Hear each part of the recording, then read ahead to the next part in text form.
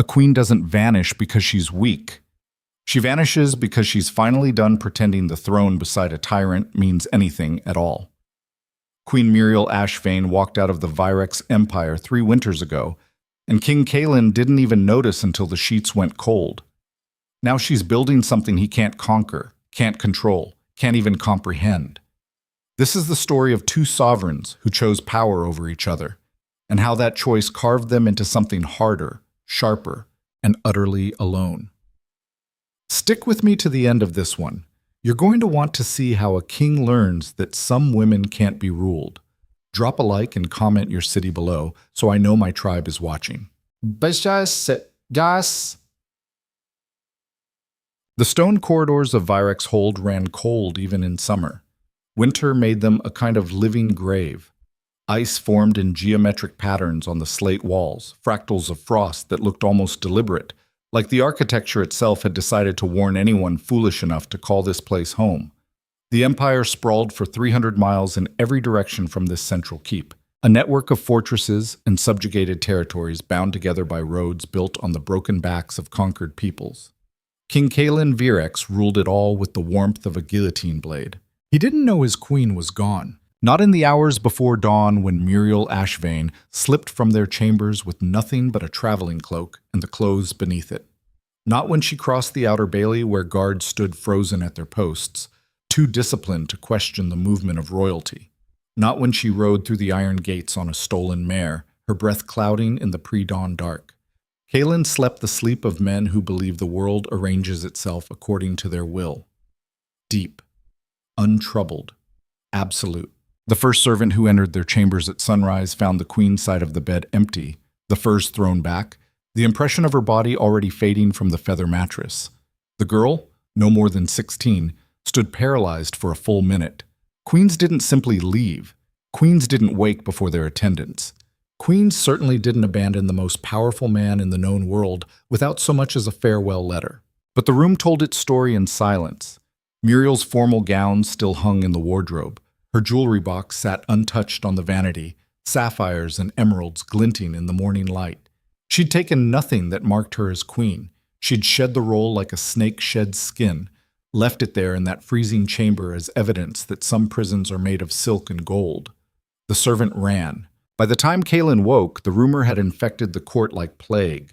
Whispers in the kitchens, hurried conferences among the advisors, panic in the stables when they discovered the missing horse, but no one dared enter the king's chambers to wake him. You didn't interrupt Kaelin Virex's sleep. You didn't bring him bad news before he'd had his morning meal. You didn't, if you valued the continued presence of your head upon your shoulders, suggest that anything in his dominion had slipped beyond his control. So he woke naturally, stretched, and noted the empty bed with the same mild interest he might give to a misplaced book. It wasn't until he descended to the great hall for breakfast that he felt the wrongness. The silence sat too heavy. His advisors stood in a cluster near the hearth, their faces carrying that particular tightness that meant someone was about to deliver news they'd rather swallow glass than speak aloud. Kaelin stopped 3 steps from the bottom of the stone staircase. His voice came out flat, hard. "Say it." Lord Corvain, eldest of the council and the only man present who'd known Kaelin since boyhood, stepped forward. Gray-bearded, spine still straight despite his years, he met the king's eyes with the resignation of a man who'd survived 3 decades in court by knowing when to bend and when to break. "The queen has left, your majesty." 4 words. They hung in the frozen air of the hall like an executioner's sentence. Kaelin descended the remaining steps. His boots struck stone with measured precision. He crossed to the high table, pulled out his chair, sat. A servant materialized to pour his wine. He took a sip, set the cup down. When he finally spoke, his voice carried no more emotion than if he were discussing crop rotations. "Left for where?" "We don't know, sire." "When?" "Sometime before dawn. She took a horse from the stables, one of the mares. Nothing else. No escort. No baggage." Kaelin's fingers drummed once against the table. A single tap of each digit in sequence. The only outward sign that something had registered beneath that armor of control. "Find her." "Your Majesty, the scouts have already been—" "Find her. Bring her back. Unharmed. That's not a request." Corvain bowed. The other advisors followed suit. They filed out like men departing a funeral, and Kalen sat alone at a table built to seat 40, staring at nothing, his breakfast growing cold on a plate he would not touch. He didn't understand. That was the truth of it. Understanding required acknowledging that another person's interior life might contain motivations outside his prediction, desires that didn't align with his design. Kalen Virex had built an empire on the principle that human behavior was the equation to be solved, a pattern to be recognized and exploited. Feed a man's pride, control his actions, threaten a man's family, ensure his loyalty, offer a woman security and status, secure her compliance. Muriel had security, she had status, she'd had everything a queen could want. So where the hell had she gone? The mare's name was Ash, a gray creature with kind eyes and the endurance of something bred for war. Muriel had chosen her specifically for that endurance. The Empire's borders lay 70 miles north, and she planned to cross them before Kalen even knew she was missing. She rode hard through that first day, stopping only to let the horse drink from frozen streams, her own thirst secondary to the animal's needs. The wilderness beyond Virex Hold swallowed her like the Empire had never existed. Pine forests thick enough to block the sun, mountain passes where the wind cut like a knife made of malice and ice. She'd prepared for this. Not in the obvious ways, no stockpiled supplies, no secret correspondence with allies beyond the border. She'd prepared by watching, by listening, by spending 3 years as Kalen's queen and learning every single thing he didn't think mattered. The location of the unmapped passes, the schedules of the border patrols, the names of the clan leaders in the northern territories, the ones Kalen had crushed but not quite destroyed, the ones who remembered what their lands looked like before the Virex banners flew over their villages. She'd learned all of it in silence, in the margins of her queenship, while Kalen looked through her like she was decorative architecture. And now she was going to use every scrap of that knowledge to build something he couldn't tear down. By the third day, the Empire's borders lay behind her. Ahead, the fractured territories spread out like a shattered mirror, each piece reflecting a different failed resistance. These were the lands Kalen had conquered but never quite controlled. Too remote to garrison heavily, too poor to tax effectively, too proud to ever really submit. He'd crushed their armies, killed their leaders, and assumed that would be enough. It wasn't. Muriel knew it wasn't because she'd read the reports he never finished. The ones that detailed the persistent raids, the sabotaged supply lines, the villages that paid their taxes, and then burned the tax collectors' bodies in ceremonies Kalen's spies couldn't infiltrate. Subjugation wasn't the same as loyalty. Kalen had never learned that. Maybe he couldn't. She could. The first clan she approached was the Thornbacks, a mountain people who'd lost 2/3 of their fighting men to Kalen's initial conquest. Their settlement clung to a cliff face like a barnacle, wooden structures built into the rock itself, smoke rising from chimneys that vented through natural stone channels. She rode in alone, unarmed, her hands visible and empty. They could have killed her, should have, probably. She wore nothing that marked her as nobility, but her horse was too fine, her bearing too upright. She looked like what she was, someone from the Empire, someone connected to the machine that had ground their bones to paste. Instead, they surrounded her. 20 warriors, men and women both, with weapons made from salvaged Virex steel reforged into blades that carried their own history of resistance. The leader, a woman named Kara with a scar that ran from temple to jawbone, stopped 3 feet from Ash's flank. "You lost, Empire girl?" Muriel's voice came out steady, stripped of the courtly accent she'd adopted as queen. Back to the rougher tones of her own childhood in the western provinces, before marriage had transformed her into ornamental royalty. "Not lost. Here on purpose." "That's so." Kara's hand rested casual on her sword hilt. "And what purpose would that be?" "To make you an offer. We don't take offers from Virex." "Good. Because I'm not offering you shit from Virex. I'm offering you a chance to build something that makes the Empire irrelevant." The silence that followed had teeth. Kara's eyes narrowed, reading Muriel's face like a map of hostile terrain, searching for the trap. "Who are you?" "Muriel Ashvane. Until 3 days ago, Queen of the Virex Empire. Now nothing, just a woman with a horse and a plan." Somewhere in the gathered crowd, someone laughed. Not a friendly sound. the kind of laughter that precedes violence. Kara didn't laugh. The king know you're here? The king doesn't know I exist. Hasn't for 3 years. That's why I left. And you think we're stupid enough to believe Queen Virex just rode out of the empire alone to what? Join hands with the people her husband crushed? What's the angle? You're bait for a bigger trap, or you're insane, or you're... I'm done. Muriel's voice cut through the speculation like a blade through silk. I'm done being decoration in a frozen castle. I'm done watching a man build an empire on the bodies of people who deserved better. I'm done pretending that power through domination is the only kind that matters. You don't have to believe me. You don't have to trust me. But you're going to want to hear what I know. And what do you know, Empire Girl? I know Kalen's expansion plans for the next 5 years. I know which territories he's targeting next. I know where his garrisons are understaffed and where his supply lines run thin. I know the names of every advisor who'd betray him for the right price and every general who's one bad campaign away from rebellion. I know all of it because I sat in that frozen hall for 3 years and people forgot I had ears. Kara studied her. The moment stretched. Muriel kept her hands visible, her breathing even, her eyes locked on the clan leader's scarred face. This was the edge. This was where she'd either find purchase or fall. Get off the horse, Kara said finally. Muriel dismounted, stood on the frozen ground of the cliff settlement with nothing between her and 20 hostile blades except the truth of what she'd said. You want to build something, Kara continued. Fine, prove it. You're not a queen here. You're not anything here. You work, you eat, you slack, you starve. And if I find out you're playing us, if I find out this is some elaborate Virex scheme, I'll send your head back to your husband in a box made from the bones of his soldiers. We clear? Clear. Then welcome to the Thornbacks, Muriel Ashvane. Let's see if you survive the week. Eat. She survived. Not easily, not gracefully. The Thornbacks didn't believe in easing newcomers into their way of life. Muriel spent her first day hauling water from a spring half a mile down the mountain, her shoulders screaming by the third trip.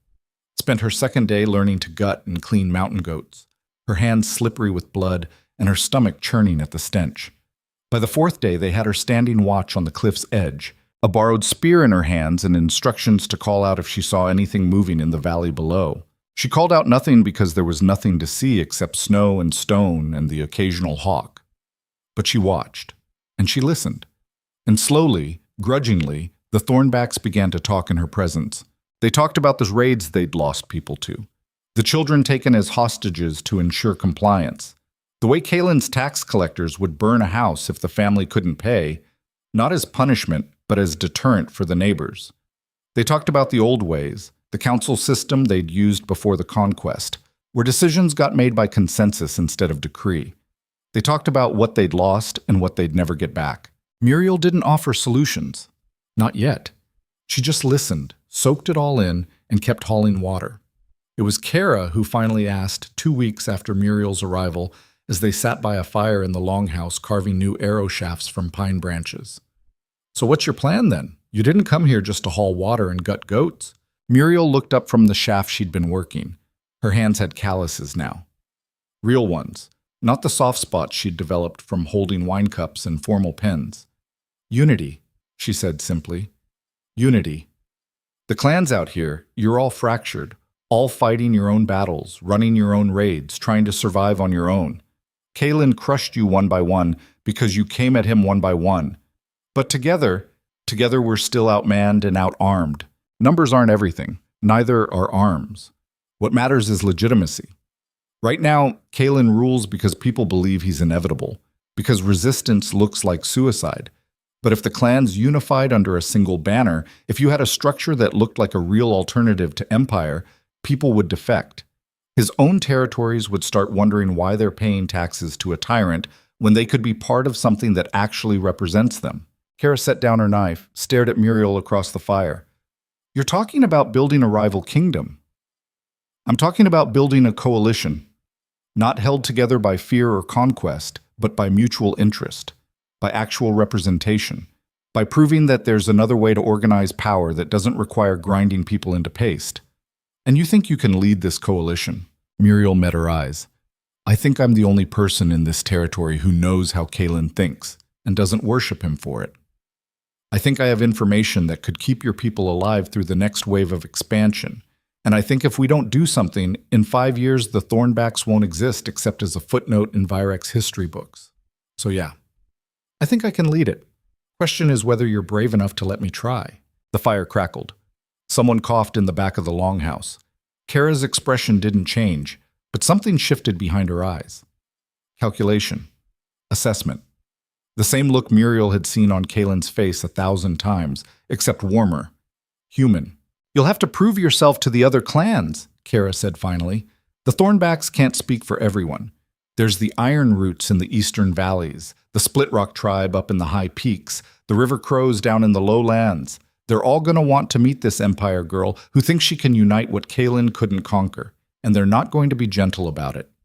I don't need gentle. I need a chance. Then you've got it.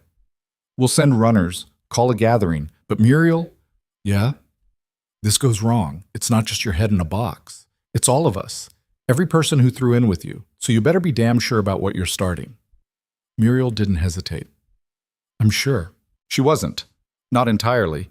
But certainty was a luxury she'd abandoned the night she left Kalen sleeping in their bed. Out here, in the fractured territories with blood on her hands and calluses forming over the soft places, there was only forward. Only the next step. Only the relentless pressure of building something that could stand against the machine she'd escaped. The gathering happened 3 weeks later, in a valley the clans called neutral ground because no one had managed to hold it long enough to claim ownership. Muriel rode in with Kara and a dozen Thornback warriors, her spine straight, her expression carved from the same stone as the empire she'd left behind. The other clans were already there, Iron Roots with their ash-marked faces and weapons forged from meteoric iron. Split Rock with their mountain-hardened bodies and eyes that missed nothing. River Crows with their fluid movements and unsettling silence. 30 leaders representing maybe 2,000 people total, all of them carrying generations of rage against the Virex Empire, all of them staring at Muriel like she was a problem they hadn't decided how to solve yet. She dismounted, walked to the center of the gathering circle, stood alone. The Iron Root leader, a man named Draven with streaks of ceremonial ash across his cheekbones, spoke first. So, you're the queen. Was. Now I'm just Muriel. And you think we're stupid enough to believe you abandoned the most powerful man in the territories out of what? Conscience? I don't think you're stupid at all. I think you're survivors. I think you fought an empire to a standstill with a fraction of the resources Kalen commands. I think you're the only people in this region who've proven that resistance is possible. And I think you're going to die unless you change your strategy. Silence. Cold. Assessing. Draven's hand moved to his weapon. That sounds like a threat, Empire girl. It's a fact. Kalen's next expansion targets the eastern valleys. He's moving 3 garrisons into position right now. By spring, he'll have enough force concentrated to crush the Iron Roots permanently. Not just a punitive raid, total extermination. I've seen the plans. You've seen the plans. Draven's voice dripped skepticism. And why would the king's wife have access to military strategy? Because the king's wife was furniture. Decoration. And people talk around furniture. They plan around decoration. I sat in council meetings for 3 years and Kalen never once asked me to leave the room because it never occurred to him I was listening. From the Split Rock contingent, a woman with braided hair and a scar bisecting her upper lip leaned forward. Say we believe you. Say Kalen really is planning to move on the Iron Roots. What's your solution? We ride out to meet him. We've tried that. We lost. We don't meet him head on. We undercut his legitimacy. We build an alternative structure so compelling that his own territories start defecting. We prove that there's a way to organize society that doesn't require subjugation. With what authority? This from one of the River Crow elders, a man so old his face looked like dried leather. You think these clans will just bow to you because you used to sleep next to a tyrant? Muriel smiled. It wasn't a warm expression. I don't want anyone to bow. I want a council, representatives from each clan. Decisions made by consensus. I'll lead the coordination, provide the intelligence, help with strategy, but the power stays distributed. That's the whole point. We're not building another empire. We're building something Kalen can't understand and therefore can't destroy. The gathering erupted. Arguments in 3 different languages. Accusations and defenses and skepticism thick enough to choke on. Muriel stood in the center of it all, silent, letting them rage. This was necessary. This was the pressure that would forge them into something unified or shatter them completely. It was Kara who finally cut through the noise. Enough! Her voice didn't rise, but something in the tone demanded attention. The arguing faded. I've had this woman in my settlement for a month. She's hauled water, she's bled cleaning game, she's stood watch in weather that would kill softer people, and she's told us things about Virex movements that have already proven accurate. So maybe, just maybe, we listen to what she's actually proposing before we tear each other apart arguing about it. Draven shifted his weight. And if this is an elaborate trap, if she's Kalen's agent sent to unite us so he can crush us all at once, then we're already dead, Kara shot back. We're already fractured, already fighting a losing battle against an empire that gets stronger every season. At least this way we die trying something different, or we don't die at all. Personally, I'm tired of assuming failure is inevitable. The River Crow elder studied Muriel with eyes that had seen too much. What do you get out of this, girl? You left comfort and power to freeze in the mountains. Why? The question struck at the core. Muriel took a breath, felt the cold air burn her lungs, and spoke the truth she'd been carrying since the night she rode away from Virex Hold. Because I spent 3 years watching the man I married become something I couldn't recognize. Because power through domination is a disease that spreads, and I didn't want to be another carrier. Because somewhere along the way I realized that being queen meant nothing if it didn't mean I could actually change anything. Out here, with you, maybe I can. Or maybe I'll fail and die in the process. But at least I'll die trying to build something instead of decorate something built on bones. The silence that followed felt different, less hostile, more considering. It was the Split Rock woman who spoke next. A council. Representatives from each clan. Decisions by consensus. She tested the words like she was tasting something unfamiliar. And you'd abide by that? Even if the council voted against your plans? Yes. Even if it meant letting Kalen advance unopposed? If that's what the majority decided, yes. But I'd argue like hell against it first. A ripple of something moved through the gathering. Not quite approval, not yet, but possibility. The first crack in the wall of skepticism. The negotiations lasted 3 days. Arguments about representation ratios, about how much authority the council would actually have, about what happened if one clan violated the collective agreement. Muriel participated but didn't dominate. Let the clan leaders hammer out their own structure, only stepping in when the arguments threatened to spiral into violence. By the end, they had something. Fragile, imperfect, but real. The Northern Coalition. 5 clans unified under a representative council.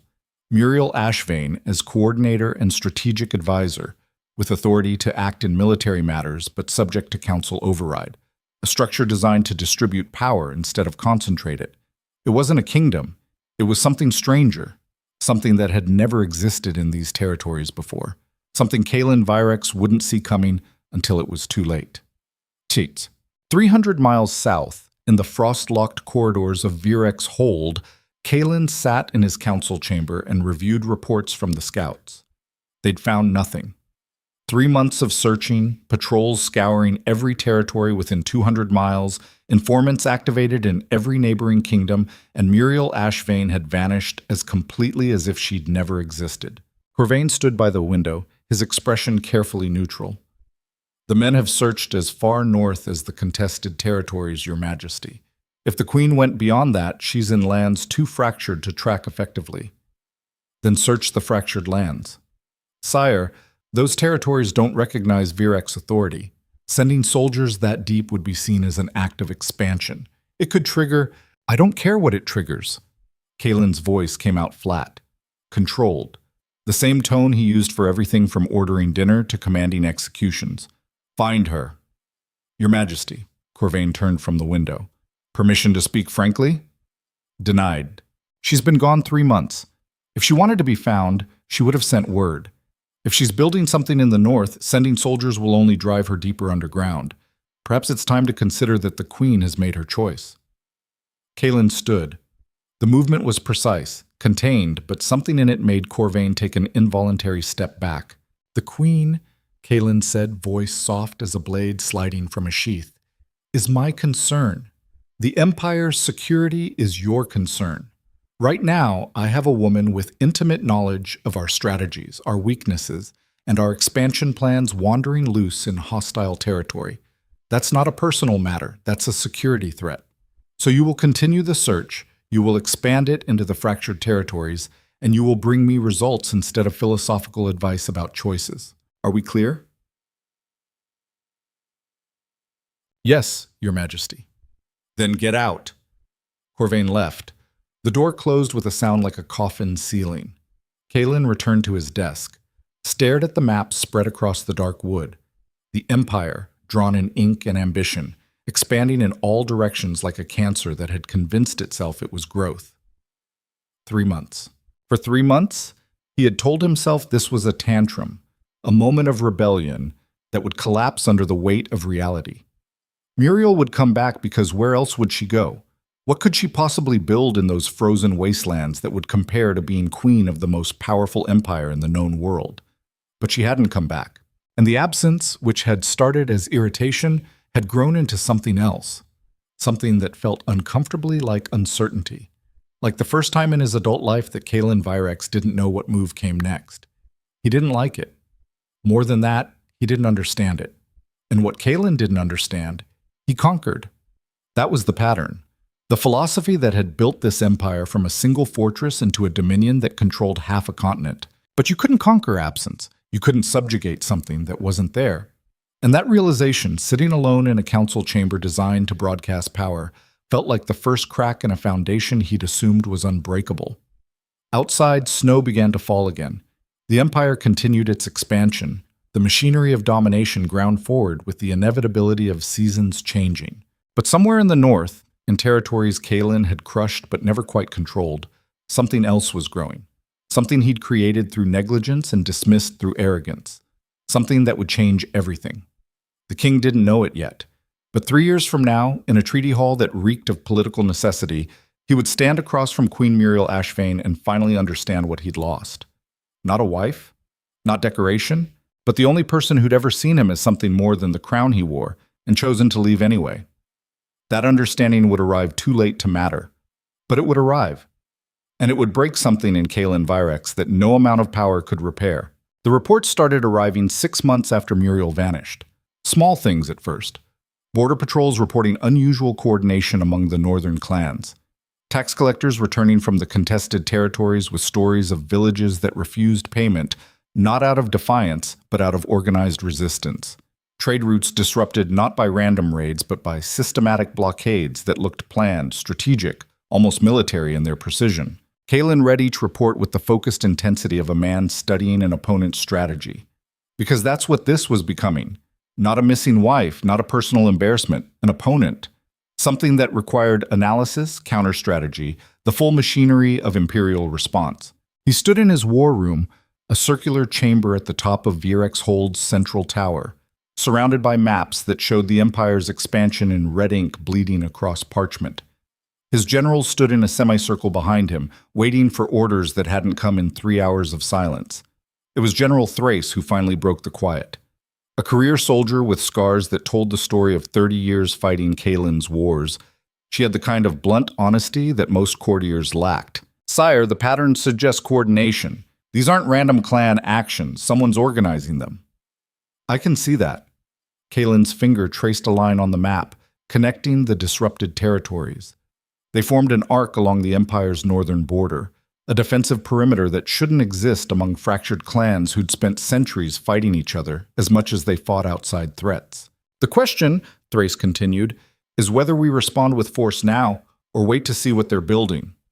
Kalen turned from the map. His expression gave nothing away, but something in his eyes had changed in the months since Muriel left. A hardness that went deeper than strategic calculation, colder. We respond with information first. I want to know who's leading them. I want to know their supply lines, their communication networks, their vulnerabilities. And I want to know if my wife is involved.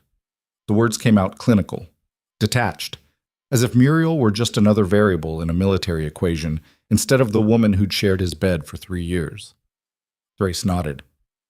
I'll dispatch intelligence units. Covert operations.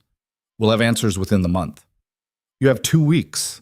Sire, 2 weeks isn't enough time to... Then work faster. The dismissal was absolute. The generals filed out, leaving Kalen alone with his maps and the growing realization that the situation in the north wasn't a problem to be solved. It was a threat to be eliminated. And if Muriel had positioned herself at the center of that threat, then she'd made herself an enemy of the empire she'd once been queen of. The thought should have simplified things, should have reduced the complexity to pure strategy. Enemy identified, response calculated, problem solved. It didn't, because somewhere beneath the layers of tactical consideration, beneath the armor of control he'd spent a lifetime perfecting, Kalen felt something he didn't have language for. Not quite loss. Not yet. But the awareness that the world had shifted in a way his philosophy couldn't account for. That maybe, just maybe, there were forms of power he'd never learned to recognize, let alone counter. He pushed the feeling down, focused on the maps, on the red ink of expansion and the clean lines of military strategy. That was the language he understood. That was the currency that mattered. Everything else was noise. 300 miles north, in a settlement the coalition had named Freehold, Muriel stood before the council and presented her plan for the coming year. The longhouse they'd built for these meetings was nothing like the grand halls of Virex Hold. No carved stone, no tapestries depicting conquered territories, no throne elevated above the common floor. Just timber walls, a central fire pit, and a circular table where representatives from each clan sat as equals. Muriel didn't sit. She'd learned early that the clans respected action more than authority, presence more than position. So she stood, moved, used the space to illustrate her points with the physicality of someone who'd earned her place through labor, not lineage.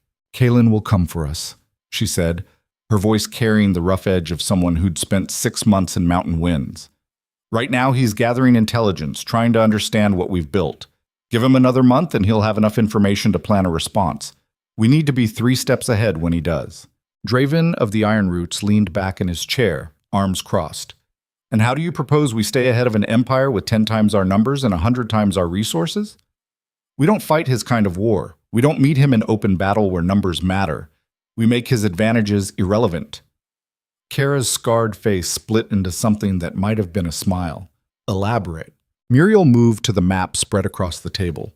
Not the clean military cartography of the Empire's war room, but a rough sketch marked with charcoal and containing details no Virex map had ever shown. Hidden passes, water sources, caves deep enough to hide entire villages. Kalen's empire runs on logistics, supply lines, predictable routes, garrisoned strong points that project power in all directions. That works when you're fighting conventional resistance. It fails when the resistance refuses to be conventional. She traced a line along the map's northern edge. We hit his supply convoys, not to steal resources, but to make resupply unpredictable. We don't hold territory, so he can't reclaim it. We don't build fortresses, so he can't siege them. We stay mobile, distributed, impossible to pin down. And while he's chasing shadows in the mountains, we undermine his legitimacy in the territories he's already conquered. The River Crow elder, a man named Silas, whose silence carried more weight than most people's speeches, spoke up. How? By proving there's an alternative. Right now, Kalen's subjects comply because they think resistance means annihilation. We show them organized resistance that survives, that thrives. We offer protection to villages that refuse Virex taxes. We establish trade routes that bypass empire control. We demonstrate that the coalition isn't just viable, it's preferable. That's rebellion, one of the Split Rock representatives said. A younger woman named Vera who'd lost her entire family to Kalen's initial conquest. That's open war. No, Muriel's voice went hard. War is what Kalen understands. This is something different. This is making his model of power obsolete. He can't conquer what won't fight him on his terms. He can't subjugate people who've already chosen something else. Draven uncrossed his arms, leaned forward. And when he gets frustrated and decides to burn every village between here and Virex Hold as an example, then we evacuate those villages before he arrives, shelter them here, in territories he can't hold, turn his atrocities into recruitment tools. Every burned village creates more coalition sympathizers. Every heavy-handed response proves our point about the difference between power through fear and power through consent. The council sat in silence, processing. This was the pattern now. Muriel would propose something that sounded impossible. The clan leaders would argue and dissect and probe for weaknesses, and eventually they'd either adopt a modified version or override her completely. Democracy at the point of a knife. Consensus built through controlled conflict. It wasn't clean, it wasn't efficient, and it sure as hell wasn't how Kaelin ran the Empire. That was exactly why it worked. Kara spoke first. I vote we adopt the strategy. With modifications. We establish early warning systems in the border villages. Give people a chance to evacuate before Virex forces arrive. And we don't just hit supply lines. We sabotage. Make it look like equipment failure, not attack. Let Kaelin think his empire's falling apart from within. Seconded, Silas added. Silas Totishtambanda. The vote went around the table. Not unanimous, never unanimous, but enough. 7 of 12 in favor. The coalition would adopt Muriel's strategy with the amendments suggested. She should have felt relief, should have felt the satisfaction of a plan accepted, of leadership validated. Instead, she felt the weight of what she'd set in motion. These weren't abstract strategies anymore. They were decisions that would get people killed, villages burned, families scattered. The clans were willing to pay that price because they'd been paying it for years anyway. And at least now they had a chance of winning. But Muriel knew something they didn't. She knew Kaelin, knew how he thought, how he escalated, how he responded to threats to his control with systematic elimination of those threats. She'd watched him crush rebellions in the southern territories with a precision that was almost beautiful in its ruthlessness. And she'd left him before she became complicit in that beauty. Now she was building something he'd have to crush. And part of her, the part that had loved him before understanding who he really was, wondered if she'd gone north not to escape him, but to force him to finally see her. She pushed the thought away. That kind of introspection was a luxury she couldn't afford. Out here, in the frozen territories with people who'd die following her strategies, there was only forward. Only the next move in a game where the stakes were measured in survival. The council adjourned. The representatives scattered back to their respective clans. Muriel stood alone by the fire pit, watching flames consume timber and thinking about the empire she'd left burning 300 miles south. Kara approached from behind. Didn't announce herself, just appeared in Muriel's peripheral vision the way she always did, a warrior's instinct for silent approach. You're thinking about him, not a question. Kara had developed an unsettling ability to read Muriel's moods, probably the same skill that had kept her alive through years of guerrilla resistance. I'm thinking about what he'll do when he figures out I'm here. And what will he do? Everything. He'll throw the full weight of the Empire at us. Not because we're a strategic threat, though we are. Because I made him look weak. Because a king who can't control his own wife can't claim to control an empire. Kara considered this. So this is personal for him. Everything's personal for him. He just doesn't realize it. Kaelin thinks he operates on pure strategy, but it's all ego wrapped in the language of tactics. That's his weakness. And what's yours? The question landed like a blade between ribs. Muriel turned to face Kara fully, saw the genuine curiosity in those scarred features. I still think I can make him understand. Still think there's a version of this where he sees what we've built and realizes his model is fundamentally broken. That's my weakness. Hope where there should be realism. Hope's not weakness. It is when it makes you miscalculate, when it makes you hesitate at the moment you should strike. Kara's expression shifted, not quite a smile, something sadder. You loved him. Past tense. Accurate. I loved who I thought he was. Took me 3 years to realize that person didn't exist. That the control I mistook for strength was just fear of anything he couldn't dominate, including me. And now? Now I'm building something he can't dominate, either to prove it's possible or to die trying. Haven't decided which yet. Kara nodded slowly. Well, if we're dying, at least we're dying free. She walked away, left Muriel alone with the fire, and thoughts that spiraled like smoke into the cold, northern dark. But the intelligence reports reached Kaelin's desk 2 weeks later, exactly on schedule. He read them in sequence, each document adding another piece to a picture he'd been assembling in his head for months. The northern clans had unified under a council structure. They'd established coordinated defenses. They'd begun systematically undermining Virex control in the border territories through a combination of guerrilla tactics and propaganda that painted the empire as obsolete. And leading it all, providing strategic advice and coordination, was Queen Muriel Ashvane. Kalen set down the final report, looked across his desk at Corvain, who stood with the patient resignation of a man delivering news he knew would be poorly received. "She's building a rival state." "Yes, Your Majesty." "Using intelligence she gathered while she was queen." "It appears so." "And the clans are following her." "The report suggests significant loyalty, yes. They call her by name, not title, just Muriel. It seems she's earned their trust through— I don't care how she earned it." Kalen's voice stayed level, but something beneath it had teeth. "I care that she's using my resources, my intelligence, my strategic position to build something designed to undermine everything I've created." Corvain said nothing. That was the correct response, and they both knew it. Kalen stood, walked to the window that overlooked his empire, the territories spreading in all directions like a physical manifestation of will made geography. He'd built this. Every fortress, every road, every subjugated territory represented a choice he'd made. A battle he'd won. A rival he'd eliminated. And now his wife had become the rival. The thought should have simplified things, should have triggered the same systematic response he applied to any threat to imperial stability. Identify, isolate, eliminate. It didn't. Because Muriel wasn't just a threat. She was a mirror reflecting something Kalen had spent years avoiding. The reality that his model of power required an endless supply of enemies to conquer, territories to subjugate, people to control. That dominance wasn't a stable state, but a hunger that consumed everything it touched, including the one person who'd seen him as something other than the crown. He turned from the window. His expression had reset to the controlled neutrality that governed all his public interactions. "Mobilize 3 battalions. I want them staged at the northern border within the month. Full siege equipment. Enough force to level every settlement in the contested territories if necessary." Corvain's face went carefully blank.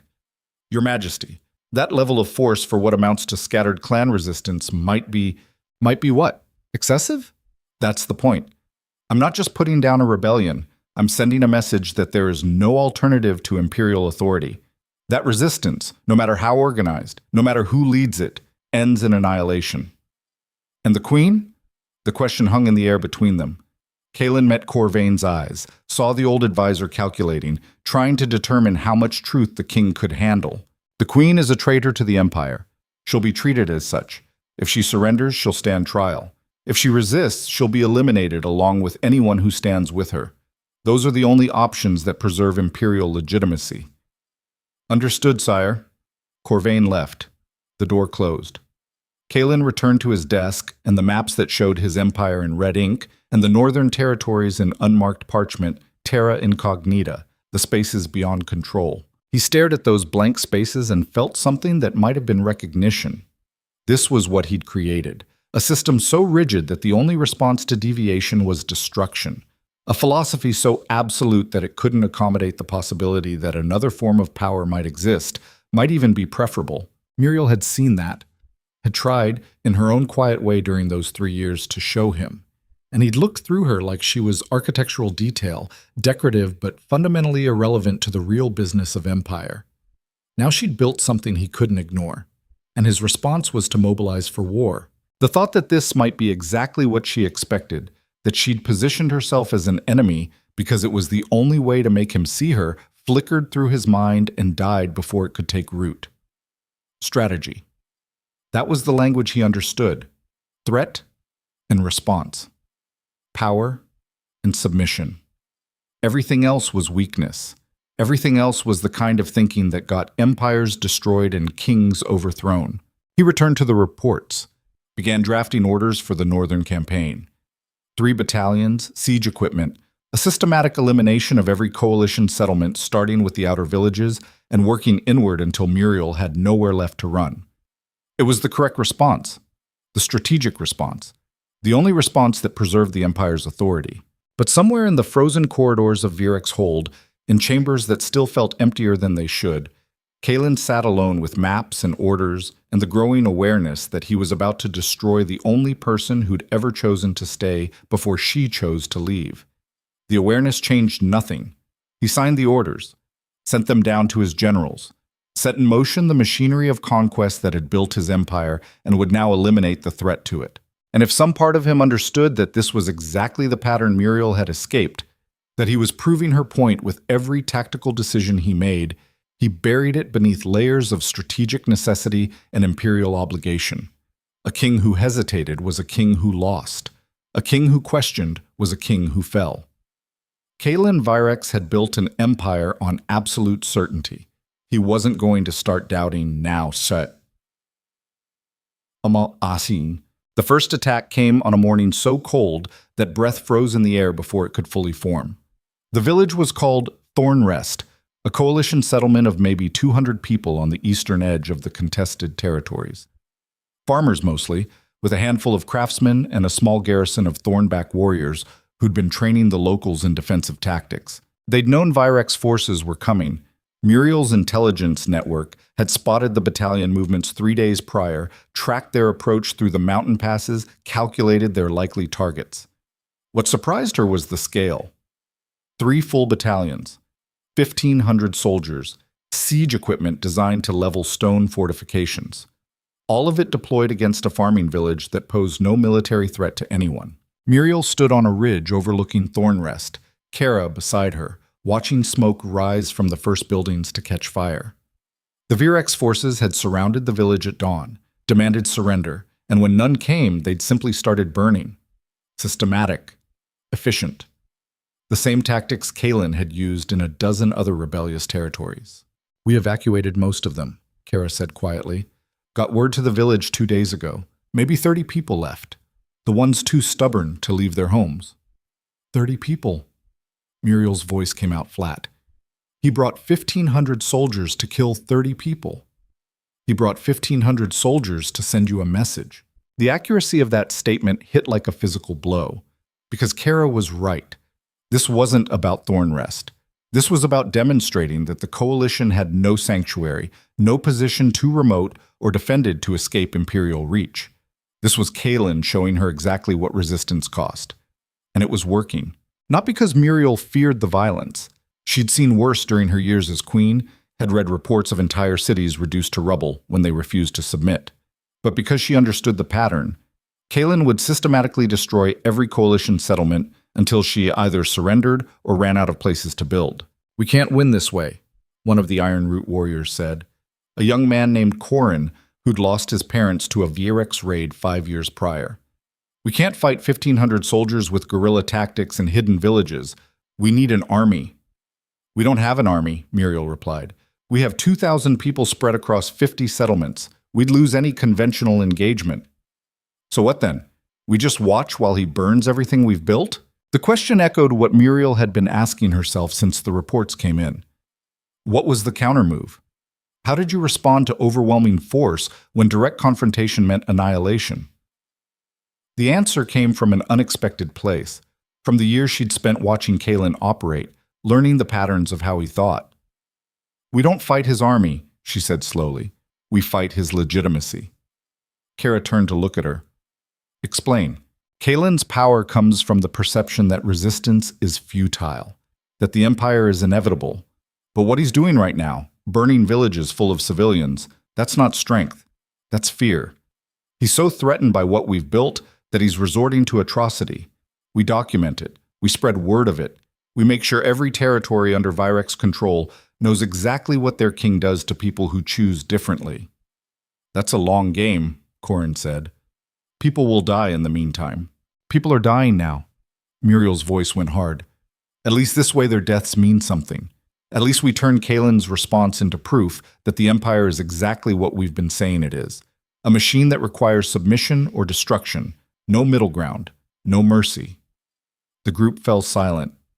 Below, Thornrest continued to burn. Smoke rose in columns that merged with the gray winter sky. Muriel watched it burn and felt something shift inside her. The last remnant of the person who'd hoped Kalen might change, might see what she'd built and recognize its value, died in those flames. What replaced it was colder, harder. The understanding that this was war, not in the conventional sense, but in the deeper sense of two philosophies fighting for survival. Kaelin believed power came from the ability to compel. Muriel believed power came from the ability to inspire. And one of those philosophies was going to die in these mountains. "We send runners to every coalition settlement," she said. "Full evacuation protocols. No one stays to defend empty buildings. We scatter into the high passes, the places his army can't reach with that kind of equipment. We let him burn the settlements. And while he's wasting resources on empty victories, we rebuild somewhere else." "He'll follow," Kara said. "Let him. The mountains don't care about imperial authority. Neither does Winter. We know this terrain. He doesn't. Every day his army spends chasing us is a day his supply lines stretch thinner, his soldiers get more exhausted, his control over the territories he's already conquered gets weaker." Draven had joined them on the ridge, arriving late from his own clan's territory. He looked at the burning village, then at Muriel, his ash-marked face unreadable. "You're proposing we sacrifice everything we've built." "I'm proposing we sacrifice the buildings, the structures, the physical settlements, but not the coalition, not the idea. That comes with us. That's what Kaelin can't burn." A long silence, the kind that preceded decisions that couldn't be unmade. It was Draven who finally spoke. "All in favor of the evacuation strategy?" The vote wasn't unanimous, never was, but it carried, 8-4. The coalition would abandon its settlements, scatter into the mountains, and let Kaelin's army exhaust itself chasing ghosts. The runners went out that afternoon. By nightfall, coalition settlements across the contested territories had begun evacuating. People gathered what they could carry, burned what they couldn't, and disappeared into the high passes where Virex forces couldn't follow with siege equipment and supply trains. Within a week, Kaelin's army occupied a dozen empty villages. Within 2 weeks, they'd burned settlements that hadn't housed people in days. By the end of the month, Virex forces controlled territory that contained nothing but ash, and the growing awareness that they were fighting an enemy who refused to stand still long enough to be destroyed. In his command tent, General Thrace reviewed the reports with increasing frustration. "They're not fighting, they're just dispersing. Every settlement we approach is already abandoned. We're burning empty buildings while they watch from the mountains." The messenger who'd brought the reports stood at attention, waiting for response. "What are our casualty figures?" Thrace asked. "Minimal combat losses, sir. Mostly exposure, supply difficulties, and desertion. The men don't understand why we're burning empty villages. Morale is declining." Thrace dismissed the messenger, stood alone in the tent surrounded by maps that showed Virex control expanding across the contested territories in a wave of meaningless red ink. They were winning, technically, occupying ground, destroying enemy infrastructure, demonstrating imperial power, and accomplishing absolutely nothing strategic. Because Muriel Ashvane had done what no conventional enemy had ever done. She'd made victory irrelevant, made the Empire's advantages meaningless, turned Kaelin's strength into a liability that drained resources and political capital with every empty settlement burned. Thrace drafted her report for the king, tried to frame the situation in terms that wouldn't sound like complete failure. Failed. Because this was complete failure, just disguised as tactical success.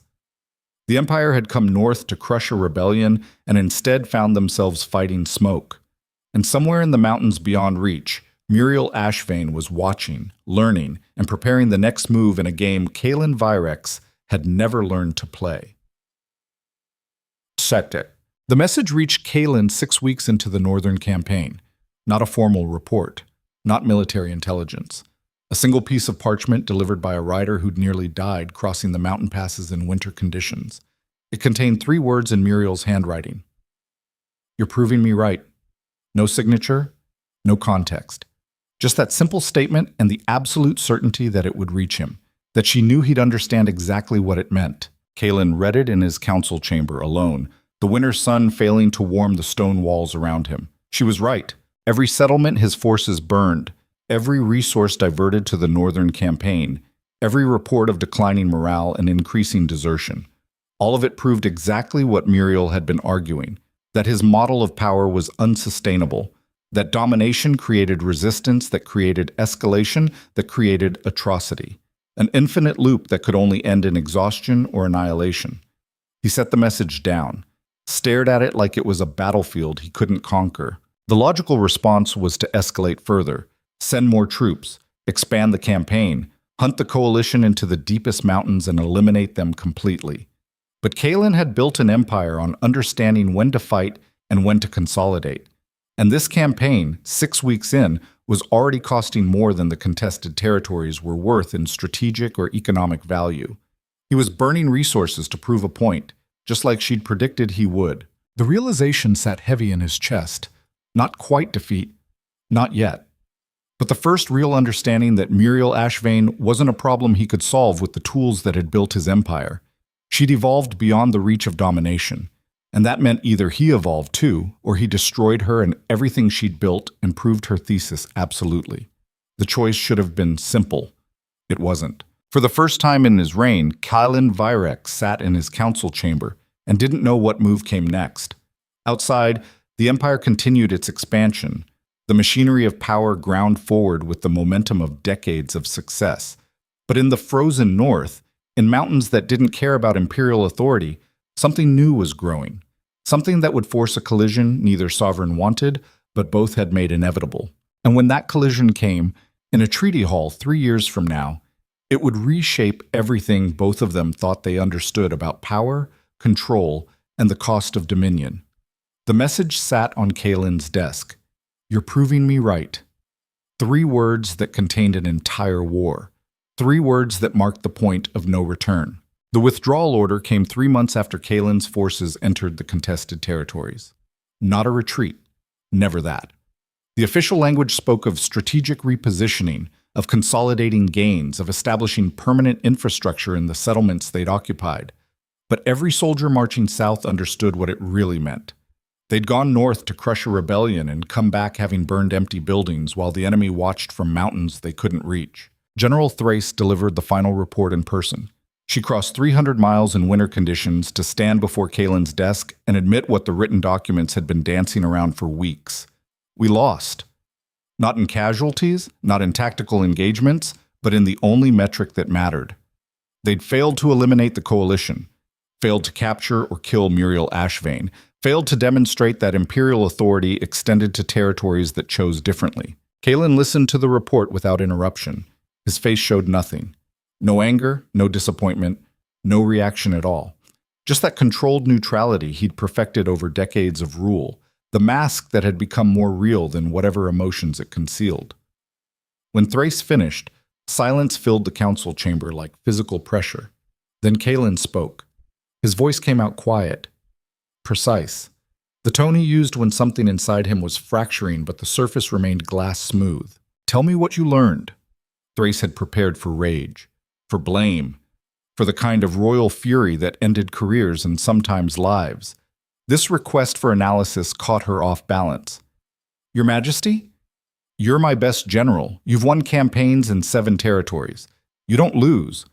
So if you lost this one, it's because something about the enemy or the terrain or the strategic situation was fundamentally different from previous engagements. Tell me what that difference was." The honesty in the question deserved honest response. Thrace had served Kalen long enough to recognize the rare moments when he actually wanted truth instead of confirmation. "She doesn't fight like a rebellion, sire. She fights like a philosophy. You can't kill a philosophy with soldiers. Every settlement we burned proved her point about imperial violence. Every empty village we occupied demonstrated that she values people over territory.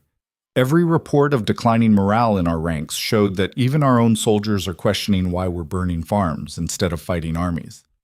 And the strategic implications? That the contested territories can't be held through force alone. Not anymore. The coalition has transformed resistance from a military problem into a legitimacy problem. As long as they exist as an alternative, our authority in the northern territories will remain contested." Kalen stood, walked to the window, stared out at his empire with the expression of someone calculating a problem that had no clean solution. "How many defections? In the contested territories? We're estimating 15% of the population has joined coalition-controlled areas in the past 6 months. It's accelerating. And in the core territories? Still stable. But Your Majesty, if the coalition continues to demonstrate that organized resistance can survive imperial response, that number will grow. People follow power. Right now, they're starting to question which side actually has it. The assessment landed like a death sentence. Because it was true. Kaelin had built the Virex Empire on the principle that resistance meant annihilation, that there was no alternative to submission, and Muriel had shattered that principle by building something that not only survived his response, but grew stronger because of it. Thrace waited for orders. For the next escalation, for Kaelin to demand a second campaign with different tactics, more soldiers, a willingness to pursue the coalition into mountains that would kill half his army from exposure alone. The order didn't come. Instead, Kaelin turned from the window with an expression that looked almost like recognition. Withdraw all forces from the contested territories. Establish defensive positions along the border. No more offensive operations against coalition settlements. Sire, that would effectively cede the northern territories to, I'm aware of what it would mean. Do it anyway. Thrace left with orders that felt like surrender dressed in strategic language. Kaelin remained at the window long after she'd gone, staring at an empire that suddenly felt less solid than it had 3 months ago. Less inevitable. He'd lost. Not the campaign. That was just tactical failure, recoverable with different strategy or greater force application. No, he'd lost something deeper. The absolute certainty that had governed every decision for 3 decades of rule. The philosophical foundation that said power through domination was the only form that mattered, the only model that worked. Muriel had proved him wrong, and the realization sat in his chest like a blade he couldn't pull free without bleeding out. Well, news of the Virex withdrawal reached the coalition within days. Muriel received the report in Freehold's council chamber, surrounded by clan leaders who'd gathered to discuss winter supply distribution. The messenger was one of their own scouts, a River Crow woman named Talus, who'd been tracking Virex movements from hidden positions in the high passes. They're pulling back. All of them. 3 battalions withdrawing south, establishing defensive positions at the old border. No pursuit, no raids. Just retreat. The council chamber erupted, not in celebration but in suspicious confusion. Virex forces didn't retreat. Kaelin Virex didn't abandon objectives. This had to be a trap. A strategic repositioning, a setup for something worse. Muriel listened to the speculation with the detached focus of someone running calculations. She'd studied Kaelin's patterns for 3 years, knew how he thought, how he escalated, what moves he made under different pressures. And this withdrawal, coming after 3 months of burning empty settlements, matched exactly one pattern. Acknowledgement of failure. Kaelin had realized he couldn't win this fight with conventional force, so he was pulling back, consolidating, searching for a different approach. The question was what that approach would be. Kara voiced what everyone was thinking. This feels wrong. He burned 20 settlements, killed civilians, spent 3 months demonstrating that resistance meant destruction. And now he just withdraws? What changed? We survived, Muriel said quietly. That's what changed. He threw overwhelming force at us and we didn't break. We dispersed, regrouped, and kept building. Every day we survived was proof that his model doesn't work anymore. So what now? Draven leaned forward, his ash-marked face skeptical. We celebrate? Declare victory? Assume he's just giving up? We prepare for whatever comes next. Kaelin doesn't give up. He adapts. And a king who realizes military force isn't working will look for political solutions. What kind of political solutions? The kind that split us from within. Bribes. Promises. Offers to recognize coalition territory in exchange for cessation of expansion. Anything that makes some clans question whether continued resistance is worth the cost. The River Crow elder, Silas, spoke up. His voice carried the weight of someone who'd survived too many wars to trust any peace. You think he'll offer treaty? Eventually. Not now. He needs time to recover from this campaign, explain the withdrawal to his advisors, reframe the situation in terms that don't look like defeat. Give it 6 months, maybe a year. Then we'll receive an offer. And if we do? Muriel met his eyes. We consider it carefully. We debate every term. We make sure any agreement protects coalition autonomy and doesn't just delay the next phase of conquest. But we don't reject it automatically. Peace might be possible, just not the kind of peace Kaelin's used to imposing. The discussion continued for hours. Arguments about what to do with the abandoned VRX fortifications in the contested territories, whether to pursue retreating forces or let them go. How to respond to the power vacuum the withdrawal created. But beneath the tactical debate, something else was shifting. The coalition had survived its first major test, had faced the full military power of the VRX Empire, and emerged not just intact but stronger. The clans that had unified out of desperation were becoming something more permanent, more legitimate. They were becoming a nation. Muriel felt it in the way the council argued. Not as desperate refugees anymore, but as representatives of something with its own authority, its own future, its own claim to sovereignty separate from anything Kaelin recognized or controlled. 3 years ago, she'd walked away from being queen of an empire built on domination. Now she was helping build something else, something messier, more chaotic, harder to define, but real in a way the empire's clean hierarchies had never been. The council session ended near midnight. Representatives scattered back to their territories with instructions to maintain defensive positions but avoid provocation. Let Kaelin withdraw. Let him wonder what they'd do next. Muriel remained in the council chamber after everyone left, staring at maps that showed the coalition's territory in charcoal sketches and rough estimates. Not the precise cartography of imperial control, but something more honest. A representation of space organized by consent instead of conquest. Kara found her there an hour later, still studying maps by candlelight. You should sleep. Should do a lot of things. Kara pulled up a chair, sat without invitation. They developed that kind of relationship over 2 years of building the coalition together. No formality, no hierarchy, just 2 people trying to create something worth the cost. You're worried. Not a question. I'm worried that we won the first battle but don't understand the war we're actually fighting. Kaelin's going to come back at this differently, and I don't know if we're ready for whatever that looks like. What could he do that's worse than what he already tried? Split us. The military campaign failed because we stayed unified. So he'll attack the unity, find the pressure points, the clans that are suffering most, the ones questioning whether coalition membership is worth the cost. He'll make offers, promise recognition, autonomy, wealth. Anything to peel away our support one piece at a time. Kara considered this. You think it'll work? I think unity is harder to maintain than people believe. Right now we're bound by shared threat. But if Kaelin removes the threat, if he offers peace to individual clans while isolating others, some of them will take it. And once one clan breaks, others will follow. That's how empires work. They don't conquer everyone. They just conquer enough that the rest submit voluntarily. So how do we counter it? By making the coalition valuable beyond simple survival. By demonstrating that membership provides benefits that individual clans can't achieve alone. Trade networks, mutual defense, representation in decisions that affect everyone. We need to give people a reason to stay that's stronger than whatever Kaelin offers to leave. The strategy sounded logical, rational, the kind of long-term thinking that built sustainable institutions instead of temporary alliances. But strategies required time. And Muriel had the growing sense that time was about to become a luxury they couldn't afford.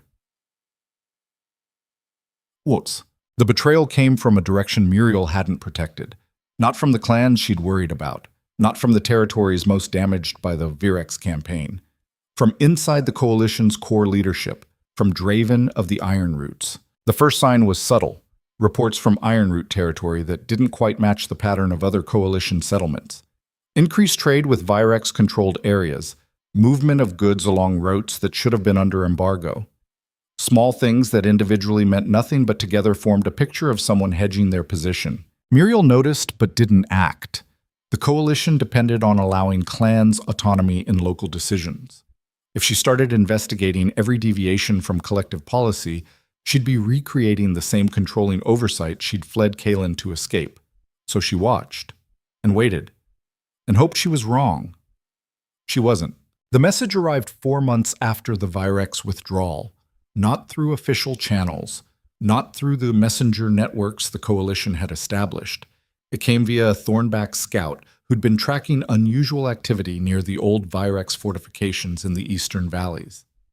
Draven was meeting with VRX representatives, in secret, without council approval or knowledge. Muriel read the report 3 times, searching for alternative explanations that didn't exist. The scout had been close enough to identify faces, hear fragments of conversation.